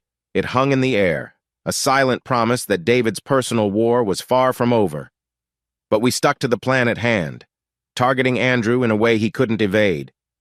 A week later, Emma approached us with an idea so risky it made my stomach flip: set up a sting operation. We'd known Andrew was partial to shady business offers, but snagging him in real time required cunning. That's where Emma's background as a former police officer came in handy. She suggested we have an associate, someone Andrew wouldn't recognize, pose as a potential business partner with a bribe-laden contract Andrew couldn't resist. We gathered in a dimly lit corner of a small bistro late one night to talk through the specifics. Emma had recruited a friend of hers, Eric, a tech-savvy individual who could create a convincing shell company online, complete with a professional-looking website and falsified documents suggesting a profitable partnership. The plan was to lure Andrew with a sweet deal, a large consulting fee in exchange for him using his corporate pull to grant certain approvals under the table. David seemed on edge as Emma outlined the trap. "Are we sure he'll take the bait?" he asked, arms folded protectively across his chest. Emma offered a tight nod. "From what I've seen, Andrew's greedy. Plus, he's arrogant. He believes he can outsmart anyone. He'll likely jump at the chance to expand his off-the-record income." "I'll handle the initial approach," Eric chimed in. I'll act like a new contractor looking to grease the wheels for a major project. Once Andrew agrees, we'll get him to sign a set of documents that explicitly states illegal terms. Which we'll be recording, Emma finished, her eyes flicking to David and me. We've set up hidden cameras that can feed live footage to our cloud storage. He won't be able to say it was out of context. David exhaled, rubbing his forehead. Part of me can't believe we're doing this. It feels covert. I placed a hand on his shoulder. It's the only way, man. If Andrew's as corrupt as we think, he'll bite. Emma's expression softened slightly. I'm sorry it has to come to this, but from my experience, exposing white-collar crime requires airtight evidence, especially if we want to ensure he can't maneuver his way out. This sting operation might be the difference between a slap on the wrist and real consequences.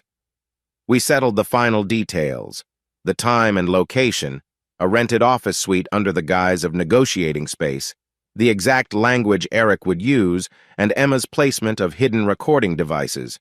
It was like planning a heist, only our goal was truth, not theft. In the days leading up to the sting, David grew restless, scarcely sleeping. He told me over a late-night phone call that he felt torn between wanting the plan to succeed and dreading the confirmation of how sleazy Andrew truly was. But he stayed the course, fueled by the knowledge that exposing Andrew would also expose Clara's affair.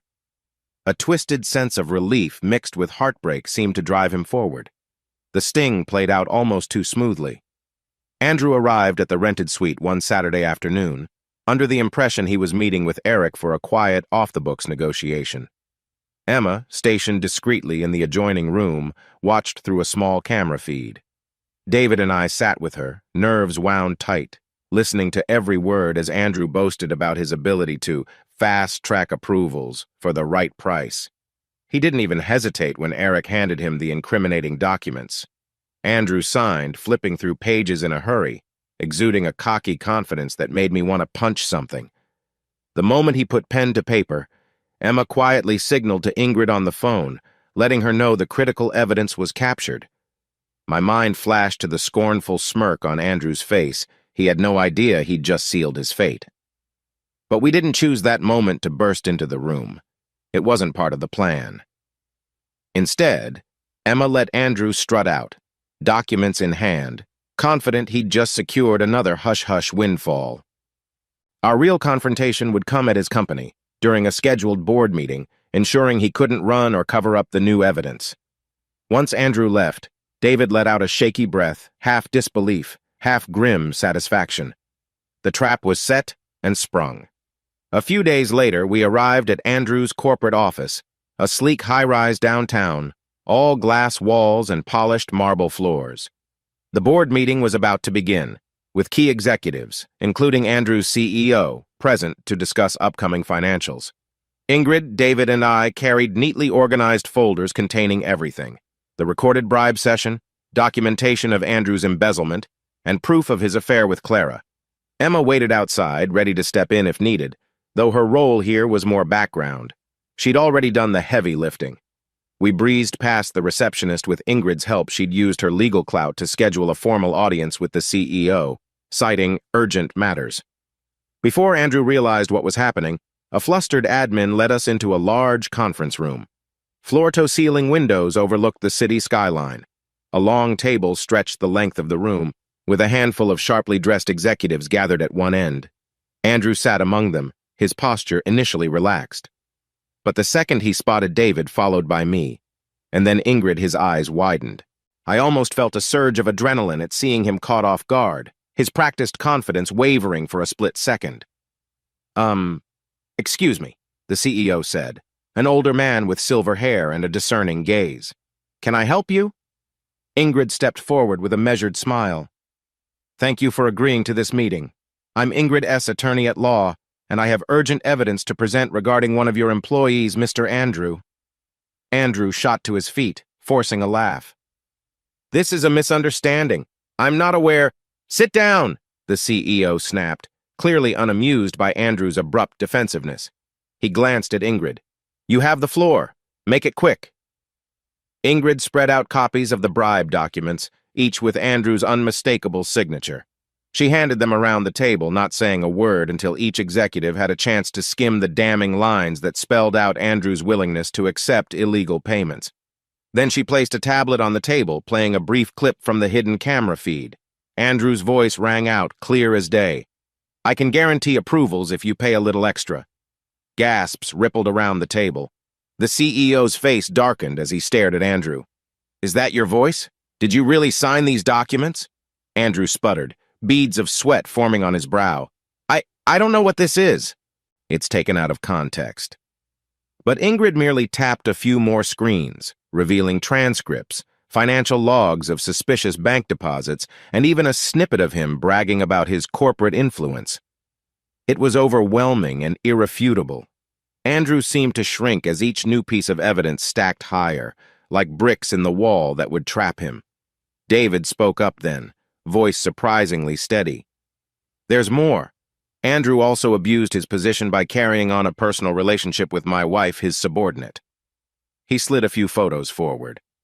Images of Clara and Andrew leaving a hotel at odd hours, smirking at each other in a dimly lit corridor.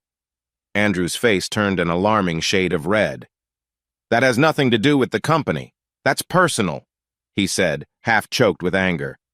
The CEO shot him a cold look. "It absolutely concerns this company if you're using company funds or authority to facilitate personal liaisons, Andrew." For a moment, Andrew looked ready to lash out, but he had nowhere to go. The entire board was watching. A hush filled the air as Ingrid cleared her throat. "We are prepared to contact the authorities with these findings. Actually, we already have. Any attempt to destroy evidence or retaliate will be met with additional charges." No one noticed Clara at first. She'd been lurking near the back of the conference room, summoned by a frantic text from Andrew, or perhaps from the gossip swirling in the office halls. It wasn't until the CEO demanded Andrew produce any staff who might corroborate or refute these allegations that Clara stepped forward, pale and trembling. "Clara," the CEO said, voice tense, "is any of this true? Were you aware of Andrew's activities?" Her eyes darted from Andrew to David, to Ingrid, then to me. She looked utterly lost, like a deer caught in headlights. For a moment I almost pitied her, but then I remembered how she'd chosen to betray David in the most personal way. My sympathy dissolved into a hollow numbness. Clara swallowed hard. I didn't know the extent. Andrew said these deals were normal corporate practice. I never saw the actual numbers. I trusted him." A murmur went through the executives. Andrew cast her a withering glare, as if warning her not to drag him down. But Clara's gaze locked onto David. She seemed desperate, searching for any hint of compassion in his eyes. David simply stared back, his expression revealing a mix of anger and betrayal. Ingrid, sensing the power dynamics in the room, calmly slid another set of emails across the table. They showed Clara exchanging messages with Andrew about meeting times, suspicious budget reviews, and carefully coded references to special incentives. While it wasn't conclusive proof she orchestrated anything, it certainly made her look complicit or, at the very least, willfully ignorant. The CEO rose, face grim. "I think we've seen enough," he said, eyeing Andrew and Clara with sheer disappointment. "Andrew, your direct involvement is undeniable. Clara, your knowledge of these matters puts you in breach of our ethics policies, at minimum." Andrew tried one last time to fight back, raising his voice to the board. "You can't just take these allegations at face value. This is entrapment. It's a setup." Ingrid calmly folded her arms. "A lawful sting operation isn't entrapment. You signed those documents willingly, believing you could profit from illegal activity." Andrew looked like he wanted to argue more, but the CEO silenced him with a sharp look. "I will have our legal department coordinate with Miss Ingrid's office," he said. "In the meantime, Andrew, you are suspended from your duties. Clara, until we determine your level of complicity, you're also suspended. Security will escort both of you from the building." A hush swept the room. Andrew's bravado faded entirely, replaced with panic. Clara just stood there, tears threatening to spill, her gaze drifting from David to the floor. Security guards stepped in, gesturing for them to leave. Andrew shot David a glare filled with hatred, while Clara appeared too shaken to meet anyone's eyes. For a second, it seemed like she might speak to David, apologize, or beg, but she just clamped her mouth shut and walked away, flanked by guards. The moment the door closed behind them, the CEO exhaled, looking at Ingrid, then David, then me. "Thank you for bringing this to our attention. We'll do what we must on our end, and I expect the authorities will too. You can see yourselves out." That was it. The confrontation ended in an almost surreal silence.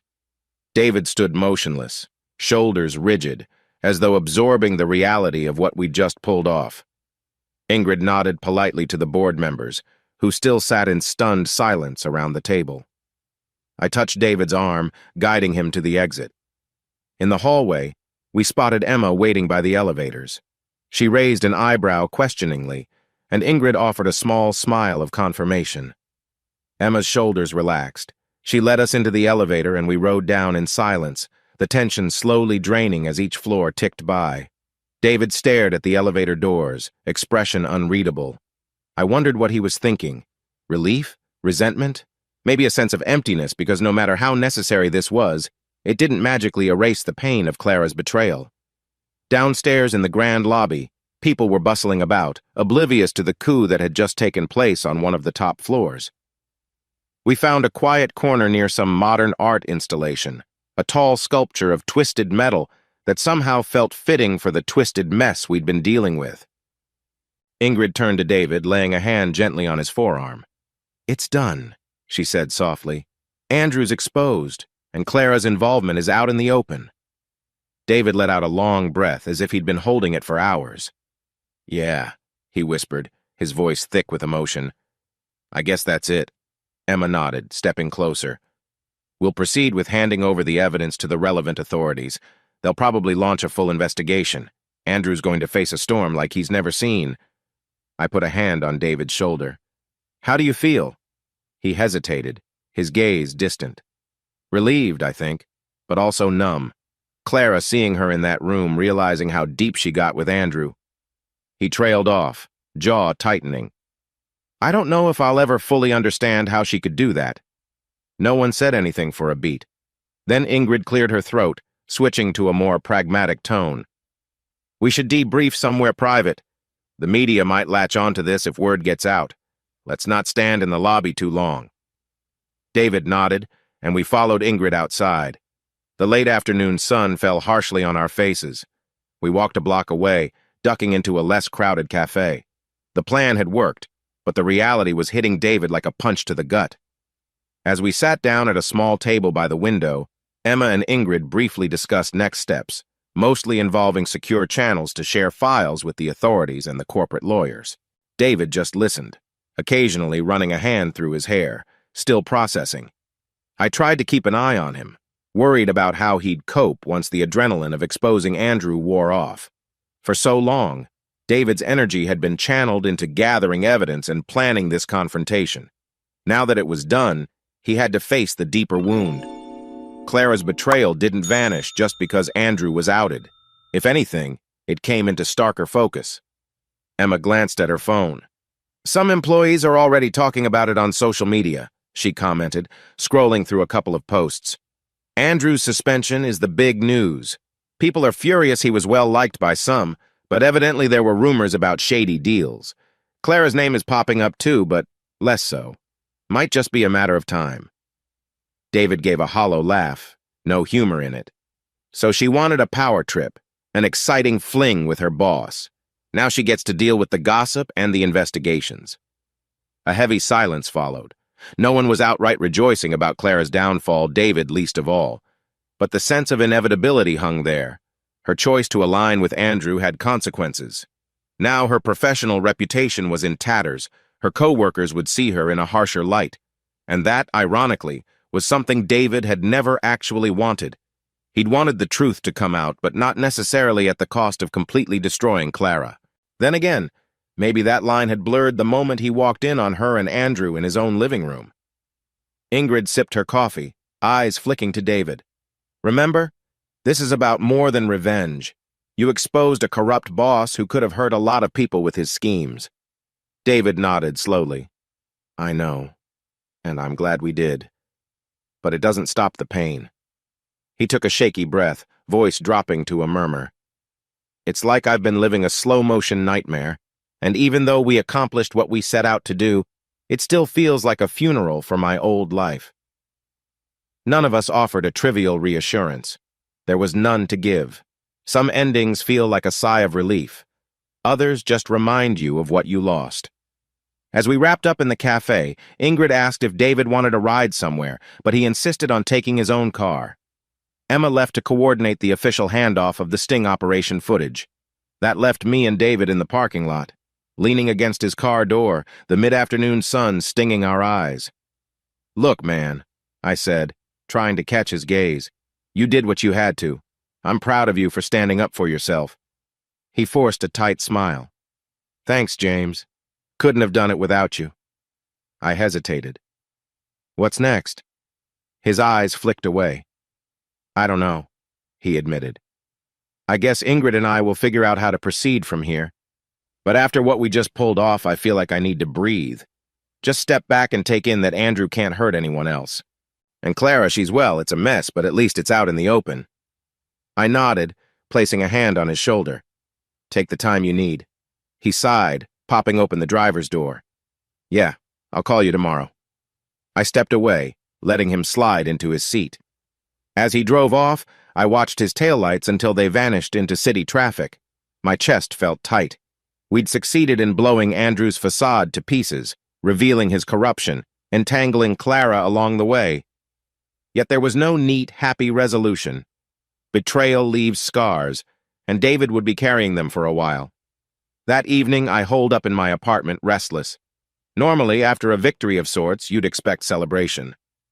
But I felt uneasy, like we were standing on a fault line after an earthquake, waiting to see if the aftershocks would tear the ground open again. Around 8, my phone buzzed Emma. She sounded tired but relieved. "The CEO is filing an official complaint with the authorities," she said. "Andrew's fraud is under formal investigation now. He might try to deny it, but we have him on camera, plus those signed docs. And multiple employees are backing up rumors that he threatened them or tried to coerce them. I think he's finished." A faint sense of satisfaction stirred in me. "Thanks for letting me know." "And Clara?" Emma paused. "Well, she's not facing immediate criminal charges from what I can tell. But the company sees her as an accomplice. She's suspended, pending internal review. Likely they'll terminate her if they confirm she had any knowledge of Andrew's shady dealings. Word's spreading fast, though, so her reputation is shot." I murmured something non-committal. Part of me felt sorry Clara would pay a heavy price for siding with Andrew. Then I remembered David's devastated face the night he found them. My pity faded. After Emma and I hung up, I slumped onto my couch, the hush of the apartment pressing in. We had taken our shot, delivered the blow that Andrew wouldn't recover from. Clara was caught in the crossfire, yes, but she'd chosen to be by Andrew's side. David was free from the suffocating uncertainty that had plagued him for months. Now, all that remained was to see how the pieces fell. Before I fell asleep, I replayed the day's events in my mind like a slow-motion film. Ingrid laying out the documents, Andrew's outraged denial, Clara's trembling figure near the wall, David standing firm despite his heartache. Every moment felt like a scene from a tense legal drama, except it was all too real. I reminded myself that we'd done the right thing. Andrew had no business walking free after pocketing bribes and abusing his power. Clara had no business stringing David along while indulging in an affair that jeopardized not only her family, but possibly the company as well. We had to shine a light on their darkness. Still, the result wasn't exactly triumphant. Sometimes, exposing the truth is less about feeling good and more about preventing further harm.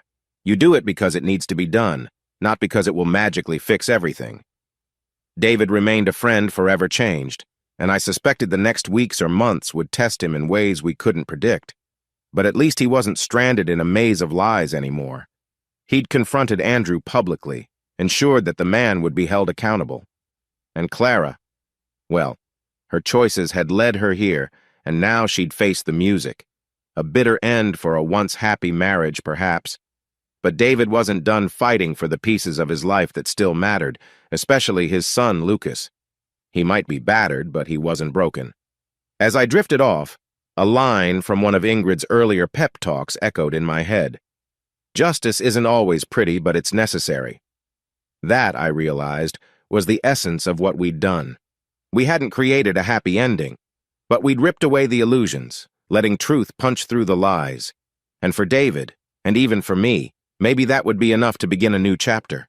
I've always heard that marriages can end with either a bang or a whimper, but sometimes it's more like a slow unraveling, a steady peeling back of every shared memory until you're left with bare threads.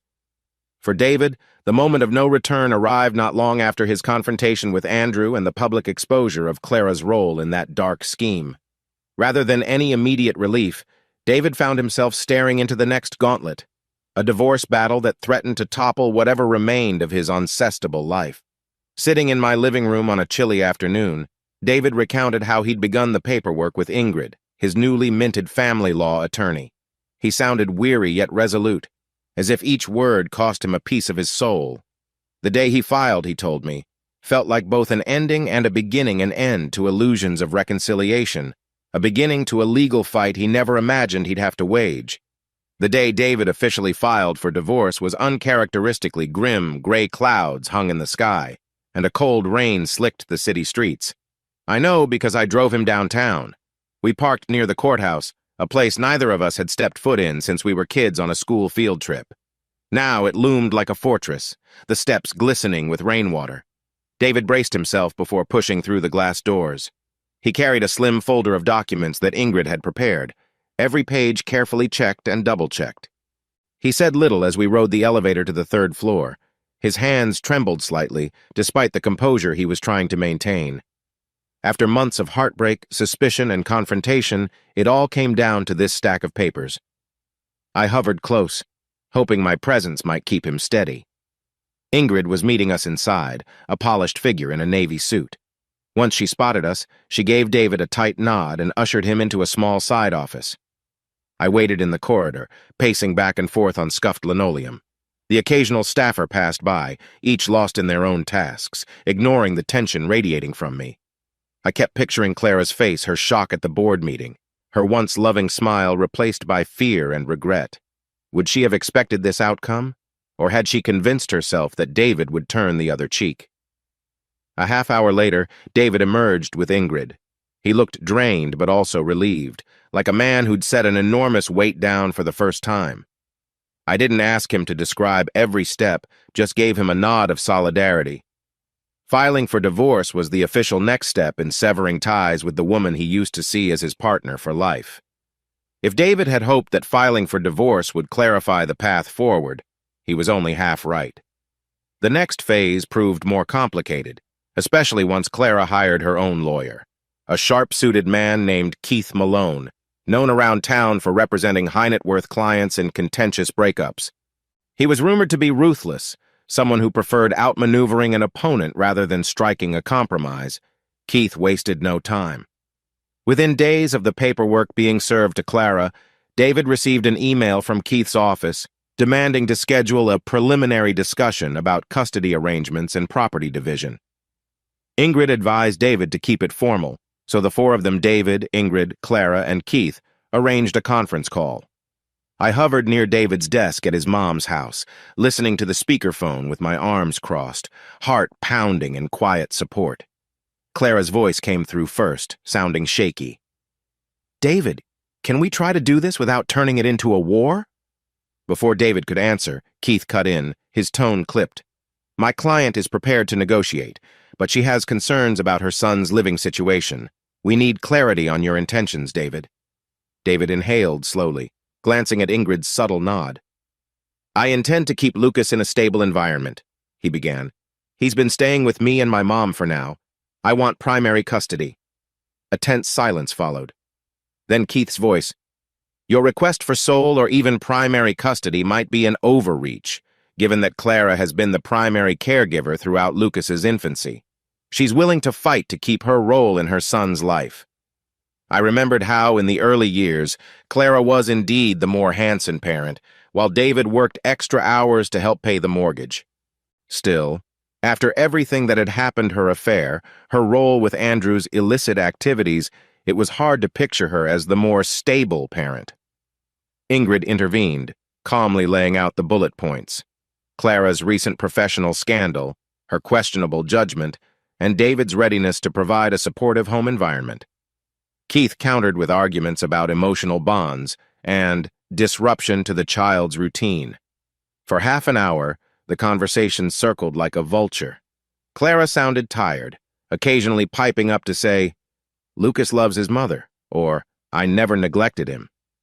David would grit his teeth, shaking his head at the phone in disbelief. It was excruciating to witness, especially since I knew David wasn't trying to cut Clara out of Lucas's life entirely.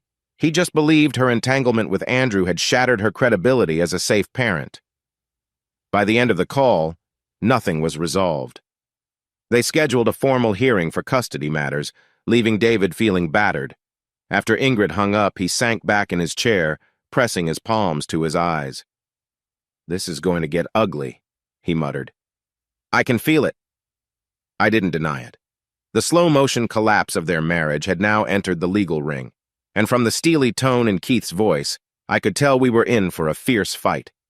That weekend, Ingrid arranged a strategy session at her office to help David gather the testimonies and documents he'd need to bolster his custody claim. I accompanied him, acting as a sounding board and moral support. Ingrid greeted us with her usual composed smile, but I could sense the underlying urgency in her demeanor. She had a whiteboard set up, scrawled with bullet points in black marker. Adultery, family environment, community reputation, Clara's involvement with Andrew. Ingrid's paralegal, Michelle, sat off to one side, stacks of papers at the ready. "All right," Ingrid said, tapping the first item on the board. "We have undeniable proof of Clara's affair with Andrew, thanks to the photos and Emma's investigation. In many jurisdictions, adultery can be a factor when courts decide custody, especially if it shows poor decision-making that affects the child's well-being." David winced at the word adultery, but nodded. "I hate dragging my personal heartbreak into a courtroom, but if it helps keep Lucas safe, I'll do it." Ingrid's gaze was sympathetic. "I understand. Just remember we're trying to demonstrate how Clara's decisions have a direct impact on her ability to parent responsibly. We'll also bring up Andrew's criminal involvement. Even if Clara hasn't been formally charged, her close association with him raises questions about her environment." Michelle pushed a folder across the table. "In here, we've compiled statements from the neighbors and a few teachers at Lucas's school. They all praise David's reliability and involvement with Lucas. We can argue that David's moral and social standing is strong, especially compared to Clara's precarious situation." David flipped through the folder, reading about how Mrs. Ramirez, the teacher who'd known Lucas since kindergarten, described David as an attentive father who shows up for parent-teacher conferences, while Clara had missed several due to work commitments. Another neighbor, Mr. Dalton, had signed an affidavit stating he saw David regularly playing catch with Lucas, while rarely seeing Clara around except for quick comings and goings. Each testimonial seemed like a small reassurance, a sign that David wasn't fighting this battle alone. But we also knew Keith would try to poke holes in it, maybe spinning it as David's attempt to control the narrative. Ingrid stressed the importance of consistency. When you're in court, be clear, calm, and factual. Don't let Keith goad you into anger or emotional outbursts. David swallowed hard. "I'll do my best." Toward the end of our strategy session, Ingrid turned to me, her expression thoughtful. "James, as David's close friend and someone who witnessed the marital issues firsthand, your testimony could be crucial." I hesitated. "I'm ready to help in any way. But what exactly do you need me to say?" Ingrid folded her arms, leaning against the table. "You can confirm the timeline when David first suspected Clara's affair, how her behavior changed, and the effect it had on Lucas. You've also seen her disregard for family responsibilities, correct? If you have any specific phone messages or call recordings, assuming they were lawfully obtained, that might show how Clara acted in regards to her son, it could strengthen our case." David glanced at me, his eyes filled with gratitude and embarrassment. "James was there the night I found out about the affair. He's been by my side through it all."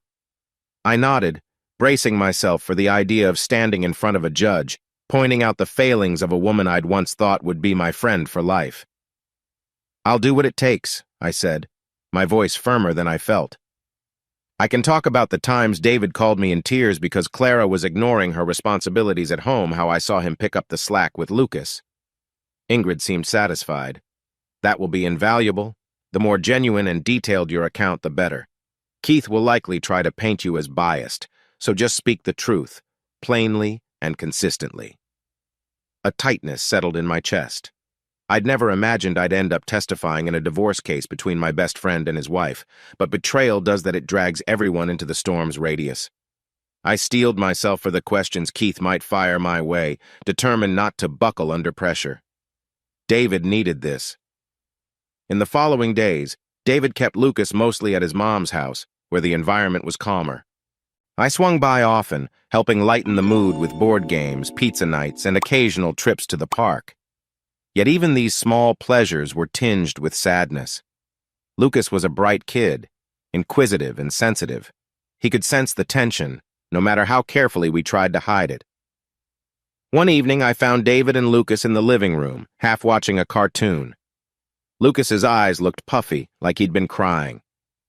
David nodded at me grimly, then slipped away to the kitchen, leaving me alone with the boy. I sat next to him, patting the cushion. "You okay, buddy?" I asked gently. Lucas shrugged, fiddling with the hem of his shirt. "Dad's sad. Grandma says he's going to talk to a judge. Is Mom in trouble?" His voice was so soft it nearly shattered me. "Your mom and dad are just trying to figure out some grown-up stuff," I managed. "It's complicated." Lucas turned, eyes brimming with tears. "Why are Mom and Dad fighting? Did I do something bad?" I felt a stab of raw anguish at his innocence. "No, Lucas, you didn't do anything wrong. None of this is your fault, okay?" "But if it's not my fault," he persisted, "then why can't we all just be together again?" A lump formed in my throat. I forced a gentle smile. "Sometimes parents have problems they can't fix right away. But your dad loves you, and so does your mom. That won't change." He didn't look convinced. Children see the world in absolutes. If someone's upset, there must be a direct cause, and they wonder if it's them. I ruffled his hair, hating that we couldn't shield him from the messy reality. He turned back to the TV, but his posture remained slumped, a small figure weighed down by an adult's heartbreak.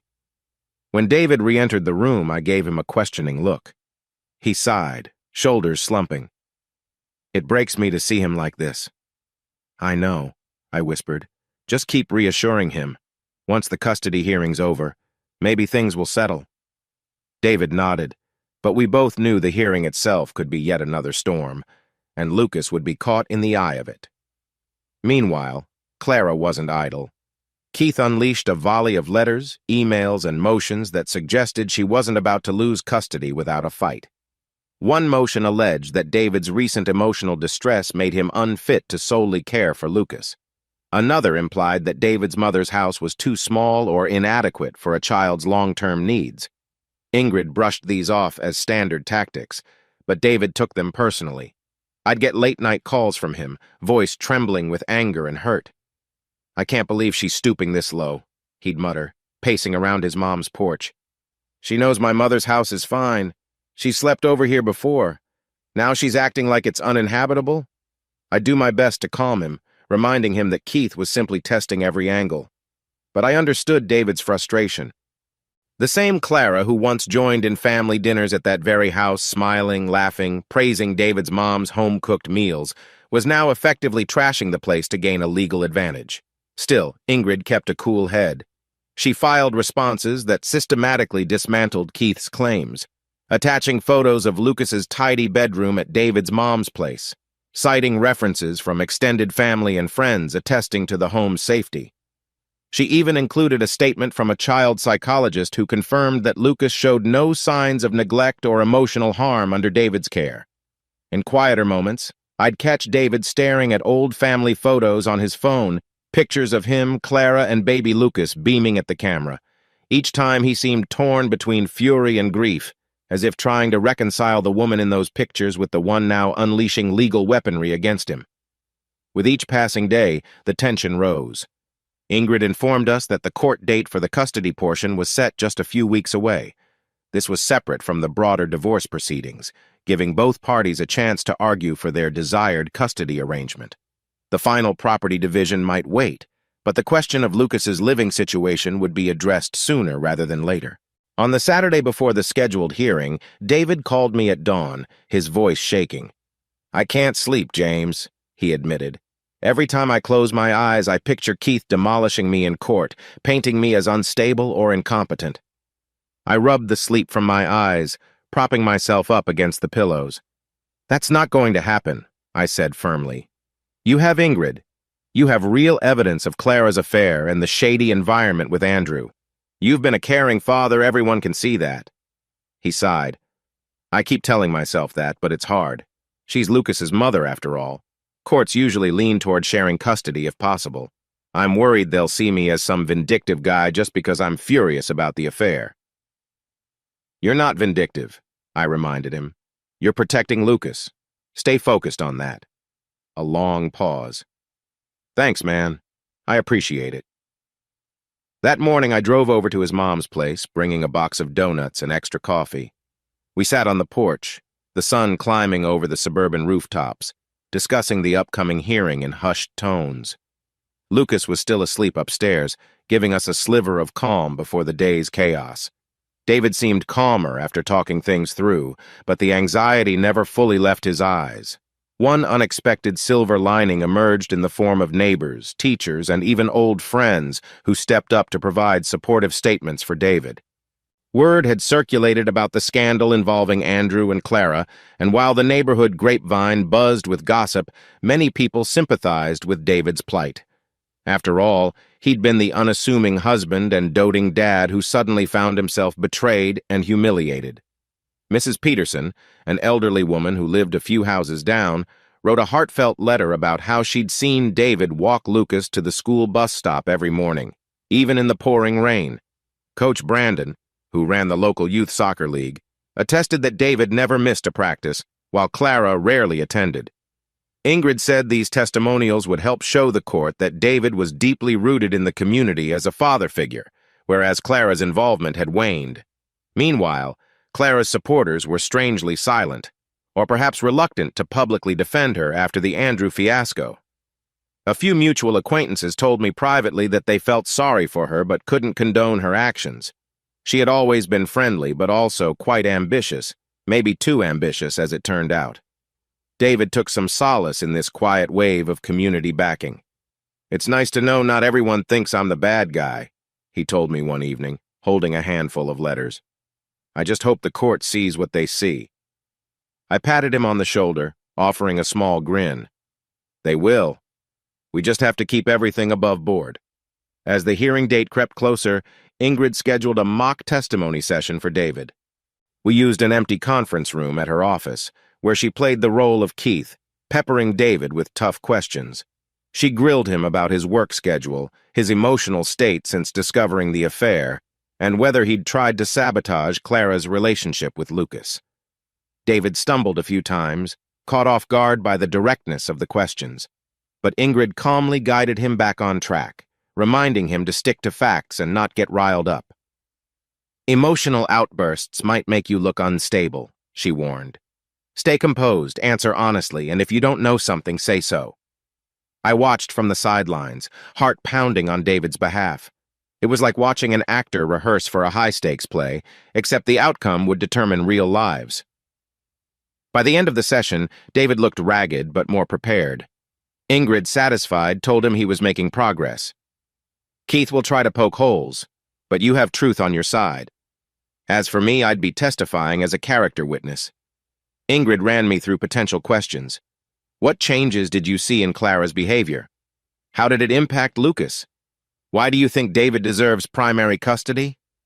Each question carried weight, and I steeled myself to speak convincingly yet neutrally, aware that any hint of bias might undermine my testimony. Inside, I felt furious at Clara for forcing this situation, but I had to remain calm on the stand. 3 days before the hearing, David and I had a long talk in my apartment, a space that still held memories of our carefree youth. He was sitting on the sofa, elbows on his knees, staring at the floor. "I'm scared," he admitted quietly. What if the judge decides on joint custody? What if Clara ends up dragging Lucas into more chaos? I sank onto the armchair across from him. It's normal to be scared. And yeah, joint custody might happen, but it won't be the end of the world. You'll still be there for Lucas, possibly more than Clara can. But let's not jump to worst-case scenarios. He ran a hand through his hair, eyes haunted. Every day I replay that moment I caught Clara with Andrew. It's like a flashbulb memory, but part of me still remembers the good days, the times she was a devoted mom. It's complicated. I nodded, understanding that complexity. Betrayal often comes from someone who used to be loving, and reconciling those two versions of the same person can shred you from the inside. Try to compartmentalize, I suggested softly. In court, focus on what matters to Lucas's well-being.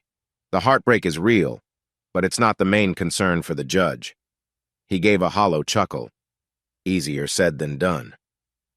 We ended up talking until late, discussing everything from the old pranks we used to pull in high school to the day Lucas was born.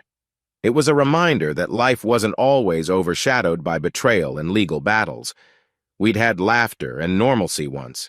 Maybe, after all this, David could find some form of peace again, if not with Clara, at least within himself. 2 days before the hearing, David and I made a quick run to the local grocery store for some last-minute items his mom needed. As we navigated the narrow aisles, picking out milk and cereal, we nearly collided with Clara near the produce section. She stood there, eyes widening when she saw us, a half-filled shopping basket in her hand. An awkward hush fell, the hum of overhead fluorescent lights feeling painfully loud. She looked tired, dark circles under her eyes, hair pulled back in a messy ponytail. Her usual confident posture had wilted. She glanced at David, then at me, her expression a swirl of regret and anger. "David," she began softly, taking a step forward. He tensed, not responding immediately. I stayed silent, uncertain whether to leave them alone or maintain a protective stance at his side. "How's Lucas?" she asked, voice quivering. David tightened his grip on the shopping cart. "He's fine. Still asks about you." His tone was neutral, bordering on cold. Clara swallowed, shifting her basket to her other hand. "I've been preparing for the hearing. Keith says, well, you know what he says." She gave a shaky laugh. "I never wanted this." David's gaze hardened. "Didn't you? Seems like every action you take is about covering yourself." She flinched.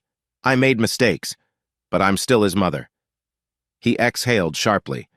"We'll see what the judge thinks. Right now, I can't have this conversation here." She looked as if she might say something more, maybe apologize or lash out. Instead, she bowed her head, stepping aside. "All right, I'll see you in court, I guess." David nodded stiffly. He guided our cart around her, and we walked away without a backward glance. My heart pounded, adrenaline tingling my fingertips. The entire encounter lasted less than a minute, but it left us both rattled. Outside in the parking lot, David halted. He gazed at the cloudy sky, blinking rapidly. "God," he whispered, voice trembling. "Seeing her like that?" I set a hand on his shoulder. "You okay?" He bit his lip, then nodded. "Let's go. We have a hearing to prepare for." The last 24 hours before the hearing felt like stepping into the eye of a storm. David refined his testimony with Ingrid, verifying timelines and ensuring all documents were in pristine order. I combed through my phone and old messages one last time, checking if there was any relevant evidence I might have overlooked. At David's mom's house, the atmosphere was tense but supportive. Lucas, mercifully, had gone to bed early, leaving the adults to speak in hushed voices about the upcoming confrontation. David's mom, Linda, made coffee despite the late hour. She clutched David's hand, whispering that everything would be okay. He forced a small smile, but I could tell the looming hearing weighed heavily on him. I stayed the night in the spare room, not wanting David to face his final night of uncertainty alone. We ended up talking until past midnight, rehashing details, second-guessing strategies.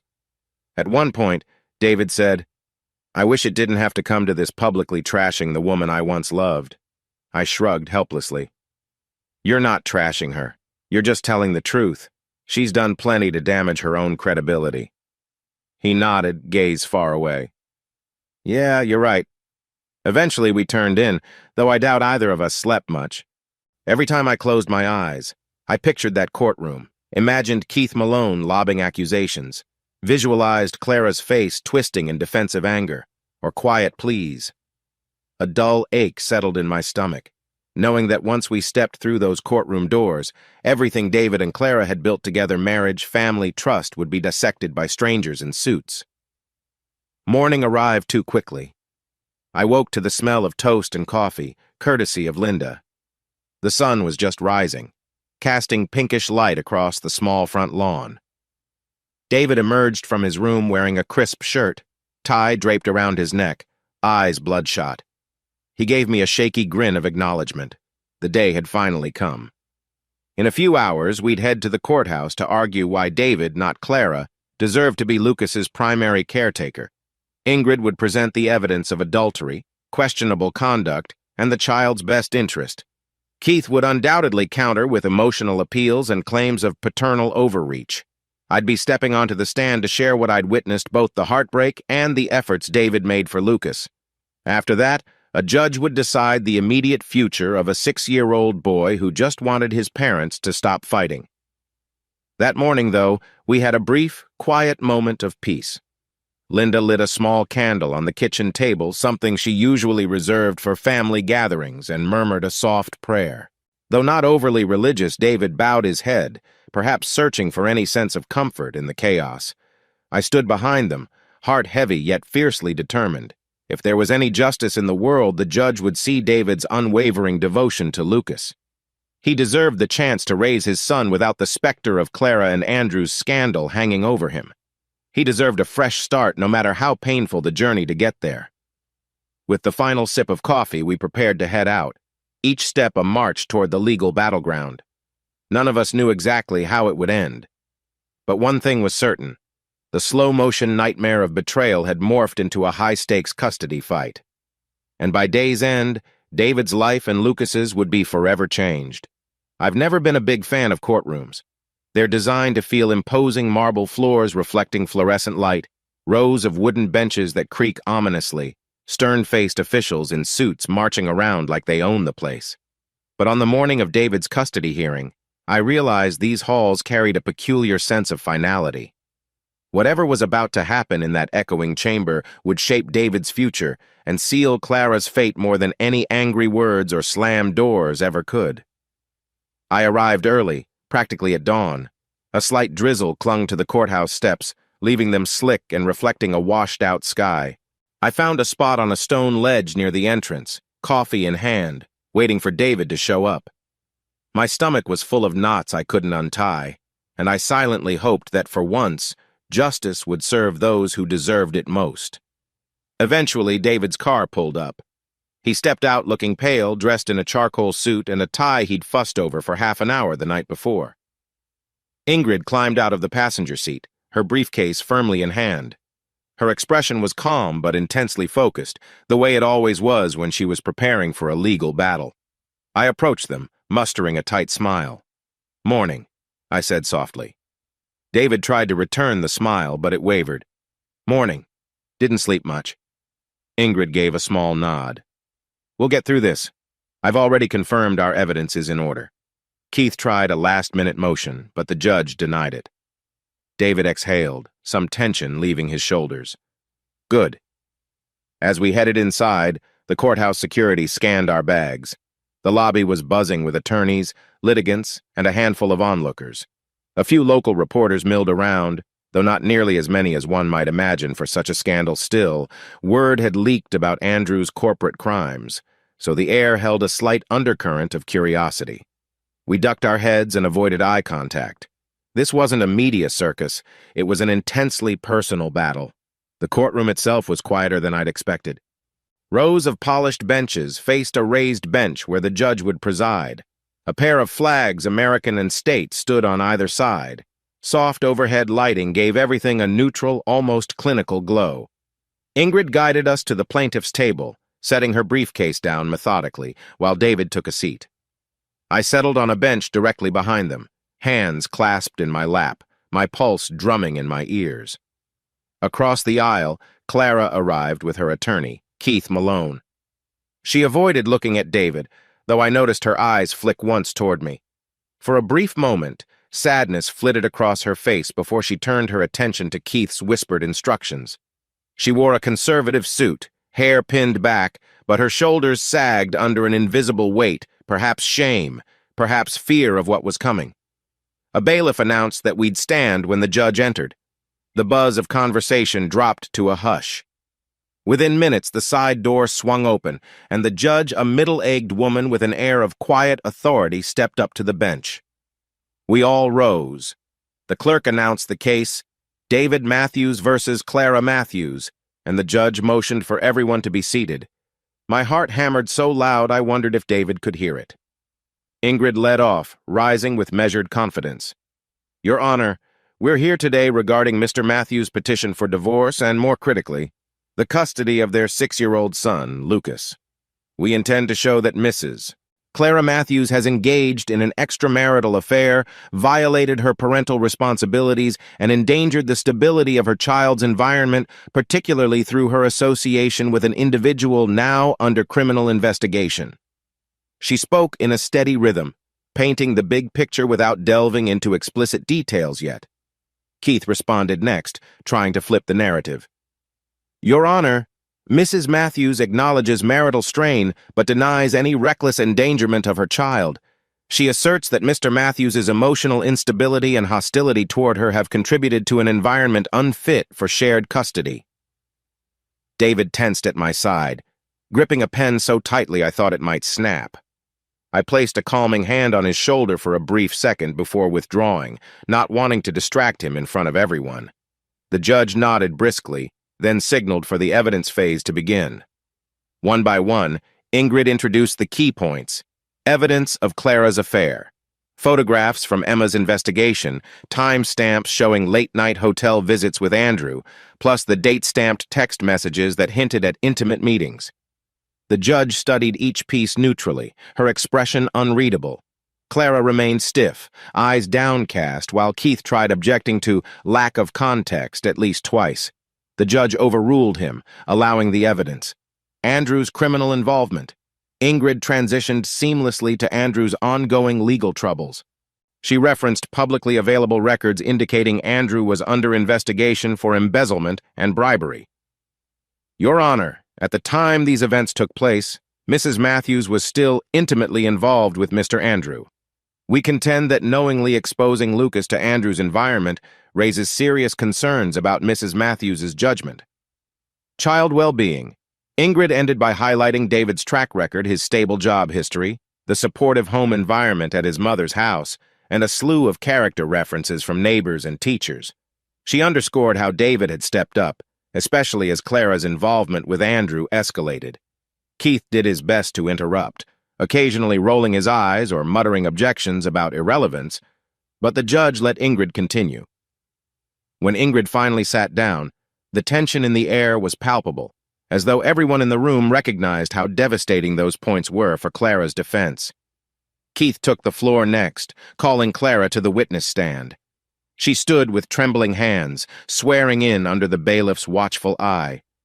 As she settled, Keith began softly, trying to paint Clara as a stressed working mother who'd been neglected emotionally by David. Mrs. Matthews, Keith said, adopting a gentle tone, can you describe the state of your marriage prior to your alleged involvement with Mr. Andrew? Clara's eyes flicked to David, then away again. We were distant. David worked a lot, and I felt alone. Andrew was my boss, yes, but he listened to me in ways David didn't. I saw David's jaw tighten, his knuckles going white. The judge glanced from Clara to David, taking it all in. Keith nodded sympathetically. And did you ever intend to place your child in harm's way? No, Clara insisted, voice cracking. I never believed Andrew could be involved in anything illegal. I only discovered the full scope of his activities once it was too late. I thought he was just a successful executive. Keith then tried to steer the conversation toward David's temper and mood swings, insinuating that the stress of discovering the affair made David unfit to handle primary custody. Clara cast a look of regret as she spoke, saying, "I understand I made mistakes, but David flew into rages sometimes saying he'd never let me see Lucas again." I glanced at David. His lips parted in shock. He'd never threatened to block her from Lucas outright. Ingrid rose immediately, objecting to the notion that David was dangerously unstable, pointing out the lack of evidence. The judge allowed Keith to continue, but warned him to stick to verifiable facts.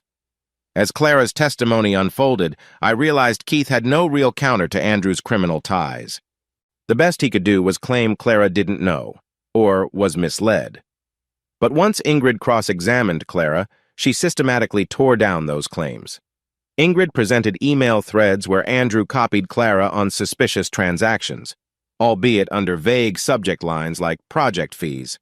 She showed timestamps aligning Clara's presence at Andrew's office with late-night strategy sessions that clearly weren't business-related. Under pressure, Clara finally broke down. "He told me it was normal corporate procedure," she stammered, tears streaming.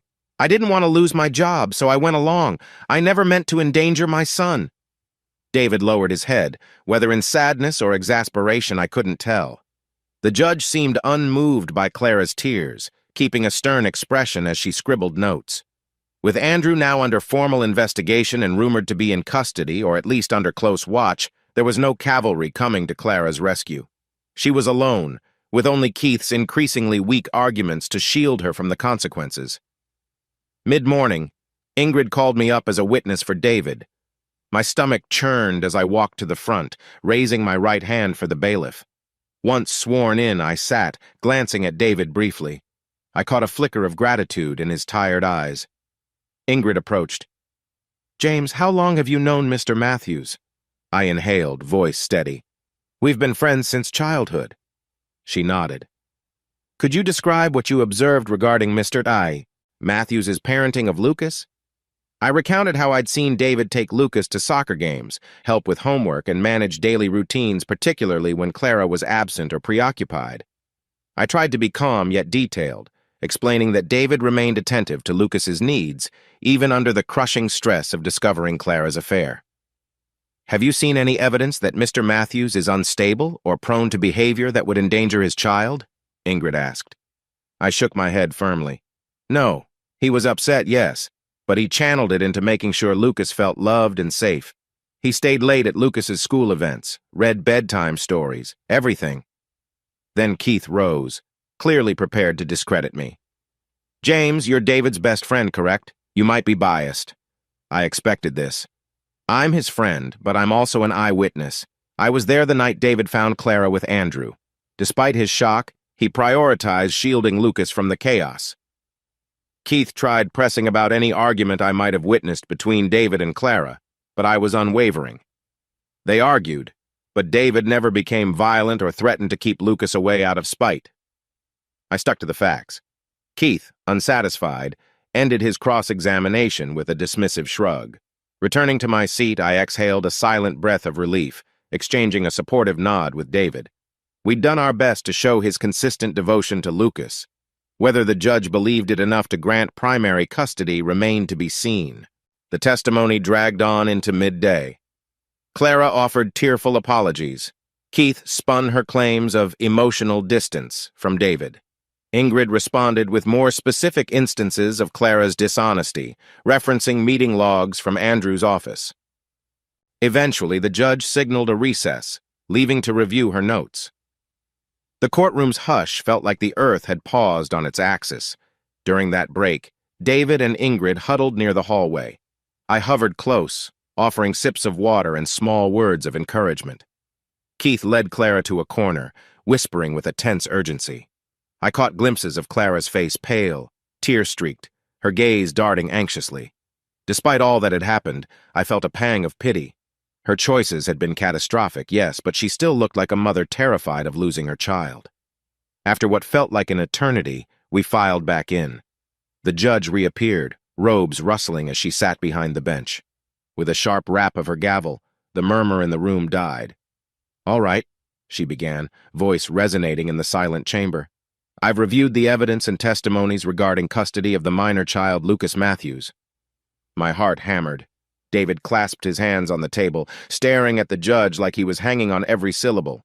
The judge continued, Mr. Matthews has presented substantial evidence demonstrating Mrs. Matthews's affair with an individual under criminal investigation, as well as instances where Mrs. Matthews either participated in or at least was aware of questionable professional conduct. Mrs. Matthews, for her part, has shown remorse for her actions, but has not sufficiently countered the allegations that her environment might be detrimental to the child. A dull ache formed in my chest as I braced for the final word. The judge's gaze swept the courtroom, landing briefly on Clara, then David. Based on these findings, she said, I grant Mr. David Matthews' petition for divorce. Further, regarding custody, I award Mr. Matthews primary custody of Lucas, with Mrs. Clara Matthews receiving supervised visitation rights until a further review can determine otherwise. The specifics of visitation scheduling shall be resolved through this court, and Mrs. Matthews is also required to contribute child support. Damages relevant to the marital assets will be addressed in a separate hearing if needed. A collective exhale seemed to ripple through the room. David's face crumpled in a mix of relief and raw emotion. He shut his eyes, shoulders trembling. I heard a quiet sob escape him, which he quickly stifled. Ingrid pressed a reassuring hand on his back. Clara sank forward in her chair, tears streaming. Keith's arm hovered over her shoulder, but she brushed it off. It was a heartbreaking sight, no matter how justified the ruling felt. She'd lost the custody she desperately wanted to keep. She stared across the aisle at David, almost pleading, but he couldn't meet her eyes. The betrayal was too deep. I, for my part, felt a surge of conflicting emotions. On one level, satisfaction the judge recognized the pain and danger David had endured and stepped in to protect Lucas. On another, sorrow this was a family torn apart, a child forced to navigate a broken home because of adult choices. Even as I stood behind David, a sense of mourning for the life that might have been stole over me. The judge ended the session with a crisp rap of the gavel, instructing attorneys to finalize the necessary paperwork. Court officials began gathering their files. The crowd in the benches shuffled out, some whispering about the scandal, others merely relieved their own cases might come next. But in our corner of the courtroom, the air felt thick and heavy, as though every breath carried an entire history of love, betrayal, and heartbreak. David rose unsteadily, tears clinging to his eyelashes. He turned to Ingrid and managed a shaky, "Thank you," before pivoting toward me. I stepped forward, arms partly raised, unsure if he wanted a hug. For a moment he just stood there, eyes locked on mine. Then he lunged, wrapping me in a fierce embrace. I felt his tears dampen my shirt, and my own eyes burned in response. "It's okay," I whispered. "Lucas is safe now." David nodded, but I could sense the swirl of grief behind his relief. This victory came at a steep cost. Off to the side, Clara stood, wiping her cheeks, refusing to look at David or me. Keith was already gathering his briefcase, face pinched with frustration at losing.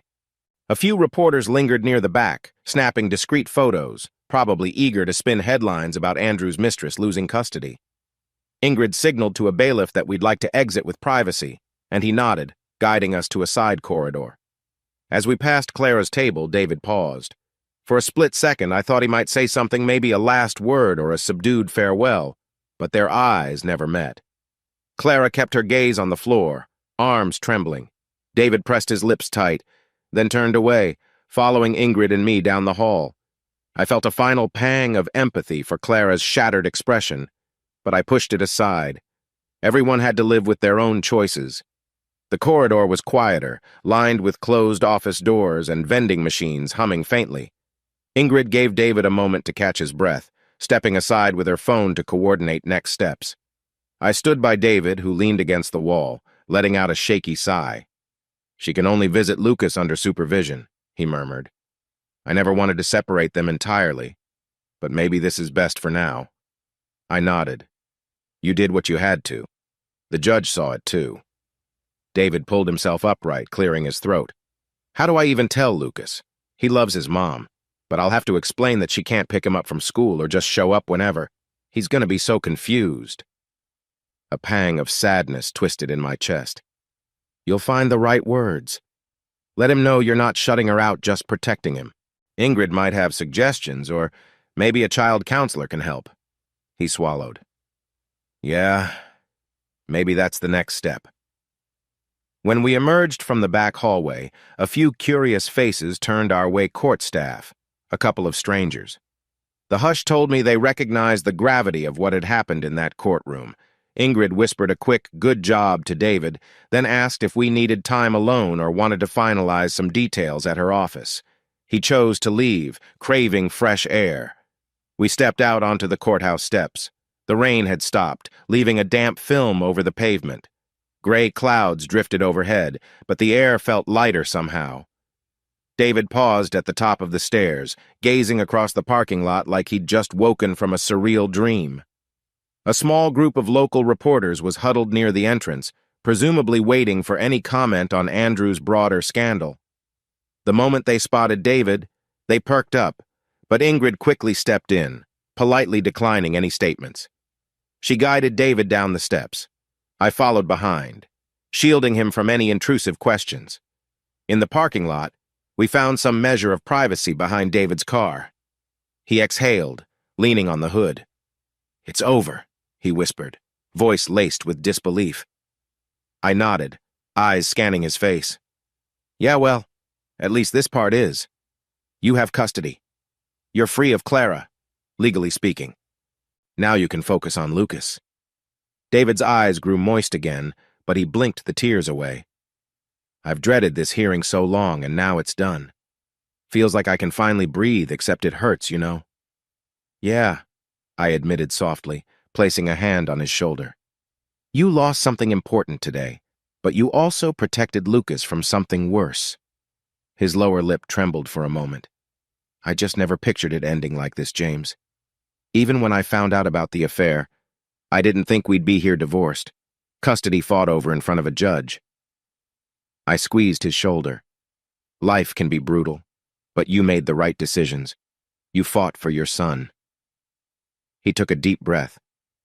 "I know, and I'm grateful. For Ingrid, for you, for everyone who stood by me."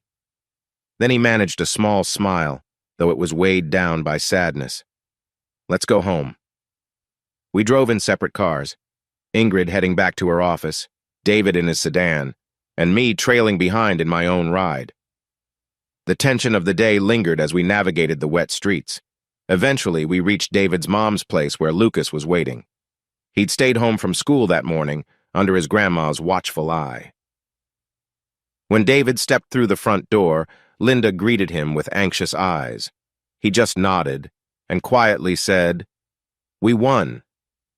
She looked relieved, hugging him tightly, though she too recognized the finality of the situation. Then Lucas came barreling into the living room, bright-eyed and innocent, wearing pajamas with cartoon dogs on them. "Dad!" Lucas shouted, arms wide. David scooped him up, hugging him so fiercely I thought he might never let go. I hung back, heart twisting at the sight. Lucas, oblivious to the legal significance of that day, was just happy to see his father. David's eyes glistened as he set Lucas down, ruffling his hair. "Everything's okay, buddy," David whispered, voice thick with emotion. Lucas smiled, glancing around. "Where's Mom?" he asked, in that sweet, naive way only a child can. David paused, swallowing. She's not here right now, buddy, but we'll talk about it, okay?" Lucas simply nodded, trusting his father's reassurance. He dashed off to find a toy, leaving David standing there, shoulders sagging again. When he turned to me, I saw the heartbreak and relief battling in his expression. He'd won the legal war, but at the cost of leaving behind the mother of his child. No matter how necessary, it weighed heavily on him. We slipped into the kitchen, Linda trailing behind. She quietly offered us some tea, her go-to remedy for any emotional turmoil. As the kettle boiled, David leaned on the counter, tears finally spilling down his cheeks. I placed a hand on his back, giving him space to breathe. Linda gently set cups on the table, her face etched with both worry and compassion. "David," she said softly, "I'm proud of how hard you fought for Lucas." "You did what needed to be done." He nodded, wiping his eyes. "I know, Mom," It's just nothing about this feels good, except knowing Lucas is safe. I let them talk, stepping aside to give them a moment. From the living room, I heard Lucas humming to himself, maybe flipping through a cartoon channel. The innocence of that sound wrapped around the heaviness in the kitchen, a stark reminder that some things like a child's simple faith in his parents still remain pure, even amidst the devastation of betrayal. That evening, after the day's uproar, I found myself alone on the front porch, staring at the distant glow of streetlights. David had gone upstairs to tuck Lucas in, probably trying to find the gentlest words to explain why Mommy wasn't coming home every night. Linda was inside, rummaging through the fridge for leftovers to heat up. The hush of the neighborhood lulled me into a thoughtful haze. I couldn't shake the image of Clara in that courtroom, tears tracking down her cheeks as the judge ruled against her. She'd looked so lost, so hollow. Part of me wondered if, in her own twisted way, she'd truly believed Andrew's illusions, or if she'd known all along what she was risking. Either way, the judge had made it clear. This was the price of betrayal. The house door opened, and David stepped out, eyes red but resolute. He joined me, leaning against the porch railing, exhaling a shaky breath. "How's Lucas?" I asked softly. "Asleep now. I told him Mom can still visit, but it'll be different. He had some questions, but I tried to keep it simple." I nodded. "You did the right thing. Kids pick up more than we realize, though. In time, maybe he'll understand." David looked off into the night sky. "I wonder if he'll hate me for this, for taking him away from his mom." My heart clenched. "You're not taking him away, you're protecting him. If Clara can prove she can be stable, the court might adjust the visitation in the future. But for now, it's what's best." He swallowed hard, emotion flickering in his eyes. "I know. It's just, I never pictured being a single dad." We stood there in a companionable silence, both mourning the good times that once existed and acknowledging the painful necessity of today's ruling. The porch light cast long shadows on the wooden boards, reminiscent of the shadows that had loomed over David's life these past months. Now, at least, a measure of certainty had emerged from the chaos. Eventually, I had to head home. We exchanged a firm handshake that turned into a brief hug. Before I left, David whispered, "Thank you for everything, James. I couldn't have survived this without you." I managed a lopsided smile. "You'd have done the same for me." Driving away, the quiet suburban streets felt surreal. So much had changed since the day David first called me in a panic, after discovering Clara and Andrew in his living room. We'd been through a slow-motion nightmare investigations, sting operations, heated depositions, and now the final blow had landed in a courtroom. David had primary custody, while Clara's presence in Lucas's life was restricted, and Andrew, he was a specter overshadowing everything, though no one had uttered his name in that courtroom today. His fate lay in a separate legal sphere, one we'd already set in motion. In my rearview mirror, the outline of David's house grew smaller, lights glowing softly from an upstairs window. I knew he was inside, likely pacing the halls, trying to find balance between relief and grief. The day had ended with a judge's decree, but the emotional toll was only beginning to unravel. Still, there was a strange sense of justice in the aftermath. The truth had been laid bare. Clara had chosen to betray her marriage and risk her child's well-being by entangling herself with Andrew's criminal world. The law had responded, forcing her to shoulder the consequences. David at least could start piecing together a new life for himself and Lucas, free from the looming threat of an unfaithful partner. The price was heartbreak, but it was heartbreak that might lead, one day, to healing. As I drove on, the streetlights flickered overhead, cutting through the darkness in fleeting bursts. The city felt simultaneously big and small, a place where a person could lose everything yet still find a path forward. And in that moment, I understood. The worst had happened, and somehow David was still standing. Maybe that was the real triumph. A quiet, bittersweet triumph, but a triumph nonetheless. I never expected the end of a marriage to feel so quiet. By the time David emerged from the courthouse newly divorced, granted full custody of Lucas, and freed from Clara's relentless legal onslaught, there wasn't much left to say. The gavel had fallen, the papers were signed, and the weight of an entire ordeal seemed to dissipate into the crisp afternoon air.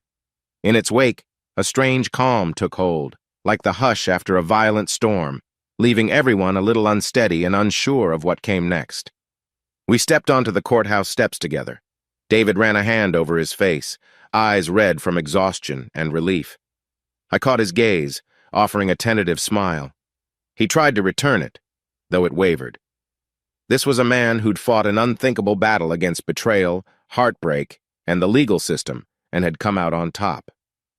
Now, the question hung in the air. What do we do with our lives once the dust settles?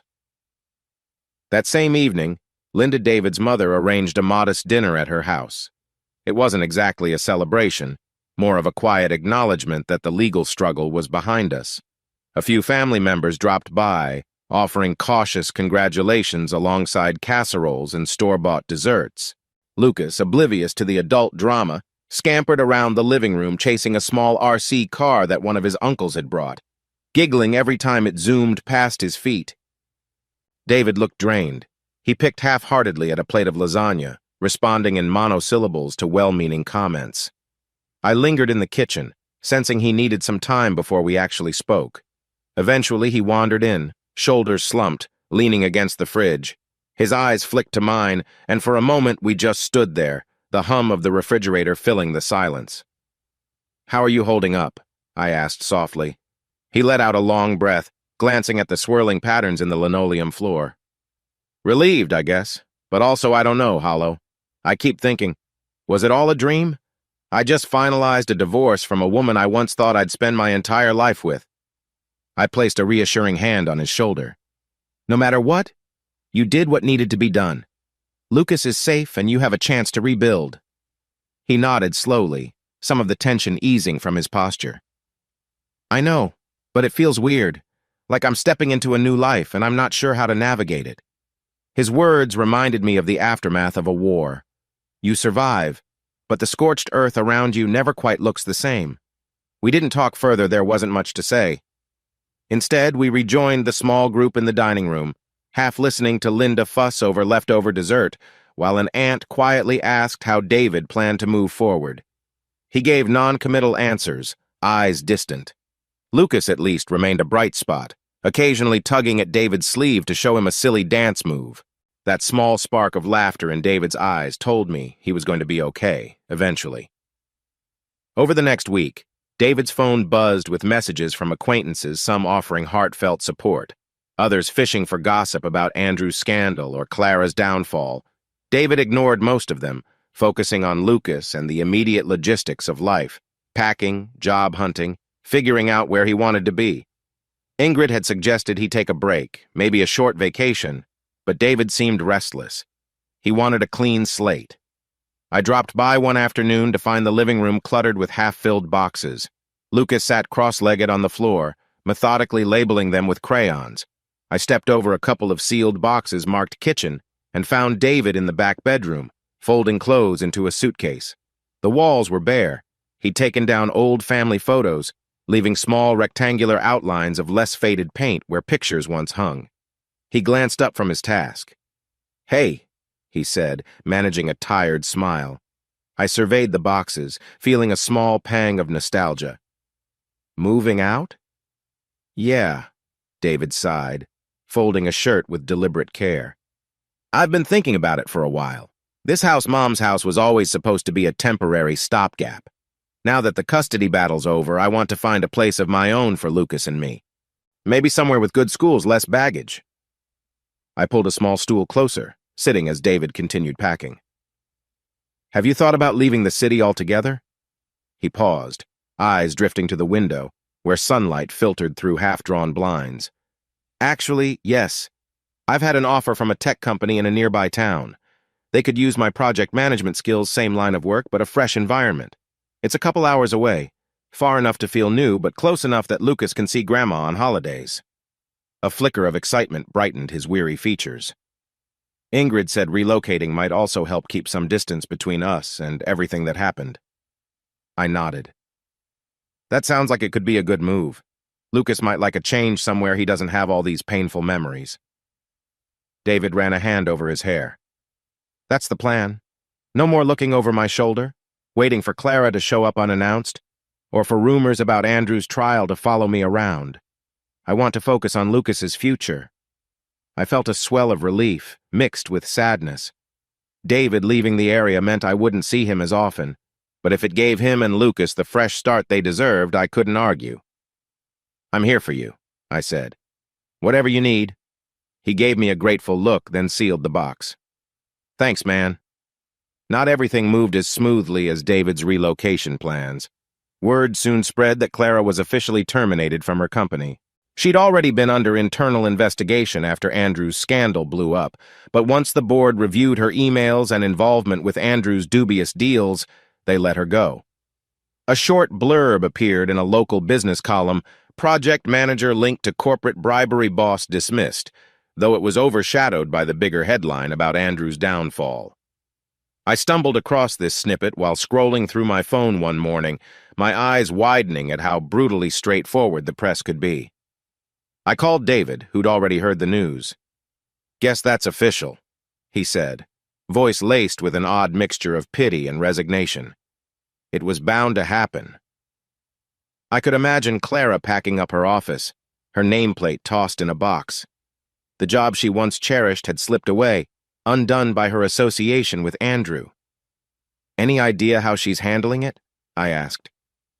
David gave a faint sigh. "She texted me sounded desperate, wanting to meet just to talk. I ignored it. The court orders limit her contact, and I'm not eager to open that can of worms." He paused, letting that thought sink in. Then he continued. "Mom said Clara tried calling her too, asking if she could see Lucas outside the scheduled visits. Mom told her no, that we're following the court's guidelines. It's harsh, but it's what the judge ruled." My chest tightened a little, recalling how Clara used to be a bright figure in their family gatherings. Now she was an outsider, barred by her own choices. "Hard to believe it's come to this," I murmured. "It is," David agreed, a note of sorrow edging his words. "But I can't risk letting her pop into Lucas's life whenever she feels like it, especially with Andrew's mess still looming." Rumors swirled that Clara struggled to find new employment. A friend of a friend told me that potential employers were wary of hiring someone connected to Andrew's legal fiasco. Meanwhile, her circle of friends seemed to evaporate. David's aunt said she'd bumped into Clara at a grocery store and found her looking rattled and anxious. A once well-respected project manager was now regarded with suspicion, her life overshadowed by her ill-advised affair and complicity. No matter how thoroughly David wanted to move on, the name Andrew kept cropping up in local headlines. Weeks after David's court victory, Andrew faced multiple charges: embezzlement, fraud, bribery, possibly more. The case garnered moderate media attention, painting Andrew as a cunning executive who'd exploited his position for personal gain. One day, while David and I were packing up the last of the boxes in Linda's garage, my phone buzzed with an alert. "Andrew B., former corporate executive, indicted on multiple counts." I read the summary aloud, glancing at David. He snorted, tossing a roll of packing tape aside. "Couldn't happen to a nicer guy." Despite the bitterness in his tone, I sensed a grim satisfaction. Andrew's downfall was all but guaranteed. Employees came forward with statements, ex-partners revealed shady deals, and federal agents seized files from Andrew's swanky apartment. Even some of his once close associates distanced themselves, claiming ignorance of his criminal schemes. David wiped sweat from his brow, exhaling. "I hope he lands in prison. He wrecked so many lives, mine, Clara's. God knows how many employees were forced to keep quiet." I set down a box of photo albums, stepping closer. "You did your part exposing him. The rest is on the legal system. Whatever happens, Andrew can't hurt you or Lucas anymore." David nodded, eyes distant. "Yeah, at least there's that." A few days before David and Lucas were set to leave for their new home, something unexpected happened. Clara showed up at Linda's house early in the morning, despite the court's clear guidelines. I'd crashed on the living room couch the night before to help David finish packing. Around 7 a.m., I heard a frantic knock at the front door. I sat up, blinking away grogginess. David emerged from the hallway looking alarmed. He gestured for me to stay back, then went to open the door. Through the crack, I caught a glimpse of Clara hair disheveled, eyes rimmed with dark circles. "David, please," she pleaded, her voice carrying into the living room. "I know I'm not supposed to come by unannounced, but I needed to see Lucas before you leave. Just wants to say goodbye or explain." A surge of protectiveness flared in me, but I didn't interfere. This was David's call. He stepped outside, shutting the door behind him. For a minute, all I heard were muffled voices. I approached the window, glancing discreetly through a gap in the curtains. Clara stood on the porch, shoulders slumped, tears trailing down her cheeks. David looked tense, arms folded. I couldn't make out every word, but I caught snippets. "Court orders. For Lucas's sake. And you made these choices." Eventually, Clara let out a ragged sob and turned away, wiping her face with trembling hands. David stood still, gaze fixed on the horizon, until she disappeared down the sidewalk. When he re-entered the house, his face was pale, eyes glistening with unshed tears. He didn't speak, just shook his head and walked toward the kitchen. My heart ached, but I stayed silent, respecting his space. From the hallway, Linda peeked out, concern etched into her features, but neither of us wanted to push David to talk before he was ready. For all the adult drama swirling around, Lucas remained a beacon of innocence. In the final days before the move, he bounced around the house, excited about the prospect of a new room, and maybe a dog once they settled in. I helped him pack his toys, each one a small piece of the stable childhood David was striving to maintain. Sometimes Lucas asked about his mom. David always responded with gentle honesty. "She loves you, but we have rules to keep things calm. You'll see her when it's allowed." Lucas would nod, mostly accepting, though now and then a shadow of sadness crossed his eyes. Kids adapt in surprising ways, but the cracks in their hearts can still run deep. One afternoon, I watched David kneel beside Lucas, explaining they'd be leaving the city soon. "We'll have a bigger backyard. Maybe space for that swing set you wanted," he said, trying to sound upbeat. Lucas's face lit up. "Really? Can we get a dog too?" David ruffled Lucas's hair. "We'll see." I hovered nearby, a lump in my throat. This was the new life David was gifting his son, a fresh start. It was the best outcome given everything that had happened, yet I knew it came with its own set of challenges. Lucas was losing the only neighborhood he'd ever known, losing spontaneous visits with grandparents, and losing the version of family life he'd once taken for granted. On a drizzly Sunday, David and I loaded the last boxes into a rented moving truck. His mom teared up as she hugged Lucas goodbye, promising to visit often. Rain spattered the driveway, turning the scene into a muted tableau of damp cardboard and heartfelt farewells. David fished the house key from his pocket, pressing it into Linda's hand. "I'll keep in touch, Mom," he said, voice tight. "We'll come for holidays." She nodded, blinking back tears. "You take care of each other," she whispered, resting a hand on Lucas's shoulder. We piled into David's sedan, Lucas in the back, me riding shotgun for moral support as David navigated the big truck by following behind.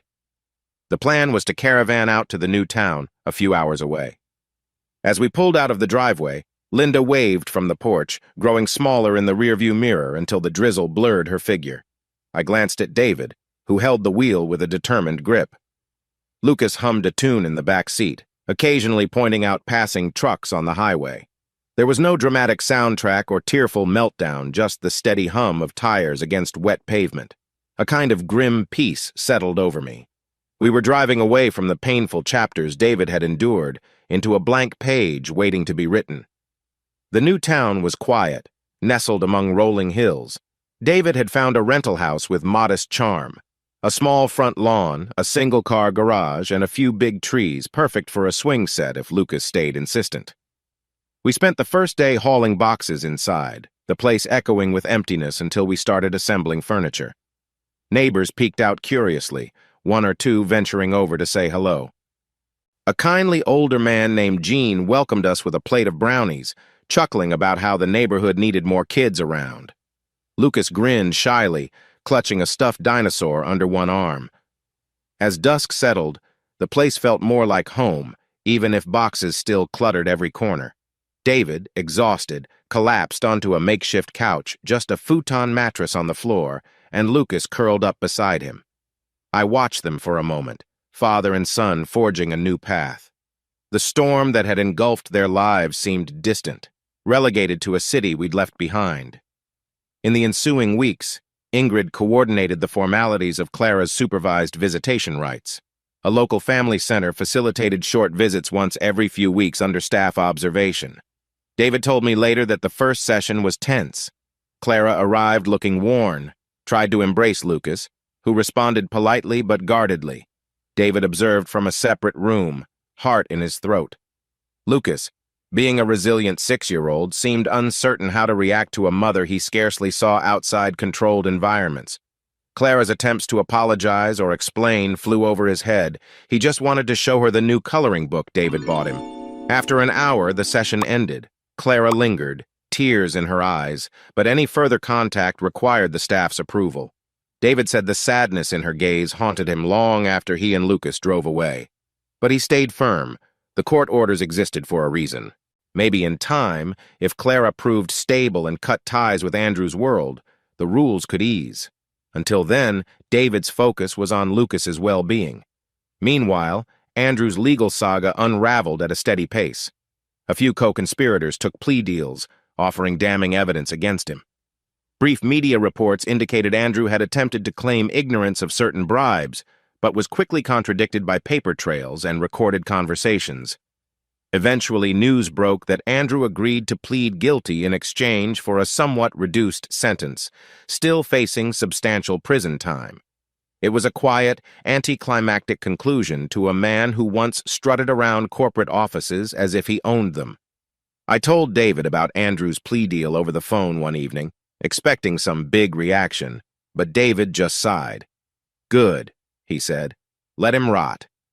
Then he changed the subject, more interested in discussing Lucas's first day at his new school. That told me everything. Andrew's hold on David's mind was gone, replaced by the ordinary joys and challenges of being a single dad.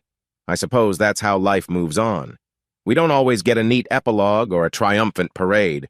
Sometimes the greatest victory lies in reclaiming normalcy. As the narrator of this story, I've watched my best friend walk through fire discovering Clara's betrayal, wrestling with heartbreak, exposing Andrew's crimes, and finally winning the right to raise his son in a safe environment. The cost was steep, leaving cracks in David's heart and a long road to emotional recovery. But here's what I've come to realize. Not all endings are neatly happy or utterly tragic. Sometimes they're a mix bittersweet, tinged with loss yet filled with glimmers of hope. David's new life in this quiet town embodies that duality. He's forging ahead, building a routine with Lucas, making lunches, reading bedtime stories, planning weekend trips to the local nature park. In these simple acts, he's reclaiming the fatherhood that nearly slipped through his fingers. Clara, meanwhile, faces the bitter consequences of her choices: unemployment, social isolation, restricted visits with the child she once nurtured. Andrew's punishment fits his misdeeds, leaving him to grapple with the wreckage of a once golden career. If there's any solace, it might be that truth ultimately won out. Fraud and betrayal can't hide forever when people are willing to confront them. I sometimes sit on the porch of David's new house, sipping a soda while Lucas zooms around the yard. David might be inside finishing some remote work, or cooking dinner, or just catching a rare moment to breathe. In those quiet instants, I reflect on how much has changed since the day he first called me, frantic and broken, after catching Clara with Andrew in his own living room. We've lived through a slow-motion film of heartbreak, anger, investigation, and courtroom battles, and we've seen reputations crumble and a child's innocence tested. But in the end, David stands with Lucas beside him, forging a future that's honest even if scarred by the past. The moral, if you can call it that, is stark yet undeniable. Trust in a marriage is priceless, and betrayal exacts a heavy toll. Perhaps it's also a testament to how we respond by seeking justice, by protecting the innocent, and by refusing to let deceit define our lives. David's journey shows that while loss may be unavoidable, how we stand up for ourselves and for what's right ultimately shapes who we become. And so I close this chapter of our story, not with a triumphant fanfare, but with a steady confidence that life goes on. David and Lucas will keep growing, healing. Clara might someday find a path to redemption, or perhaps she'll linger in regret. Andrew will fade from the headlines as new scandals emerge, another cautionary tale of greed and arrogance. As for me, I remain what I've always been, a friend, a witness, and a believer that sometimes truth does prevail, even when everything seems stacked against it. Loss is sometimes unavoidable, but how we stand up for what's right defines who we are. That's what I'll remember most when I think of David's ordeal, his refusal to give in to bitterness, his unwavering commitment to Lucas, and his willingness to drag secrets into the light, no matter the personal pain. In the end, truth didn't erase the heartbreak, but it provided a foundation upon which to rebuild a second chance for a father and his son to live a life free from lies.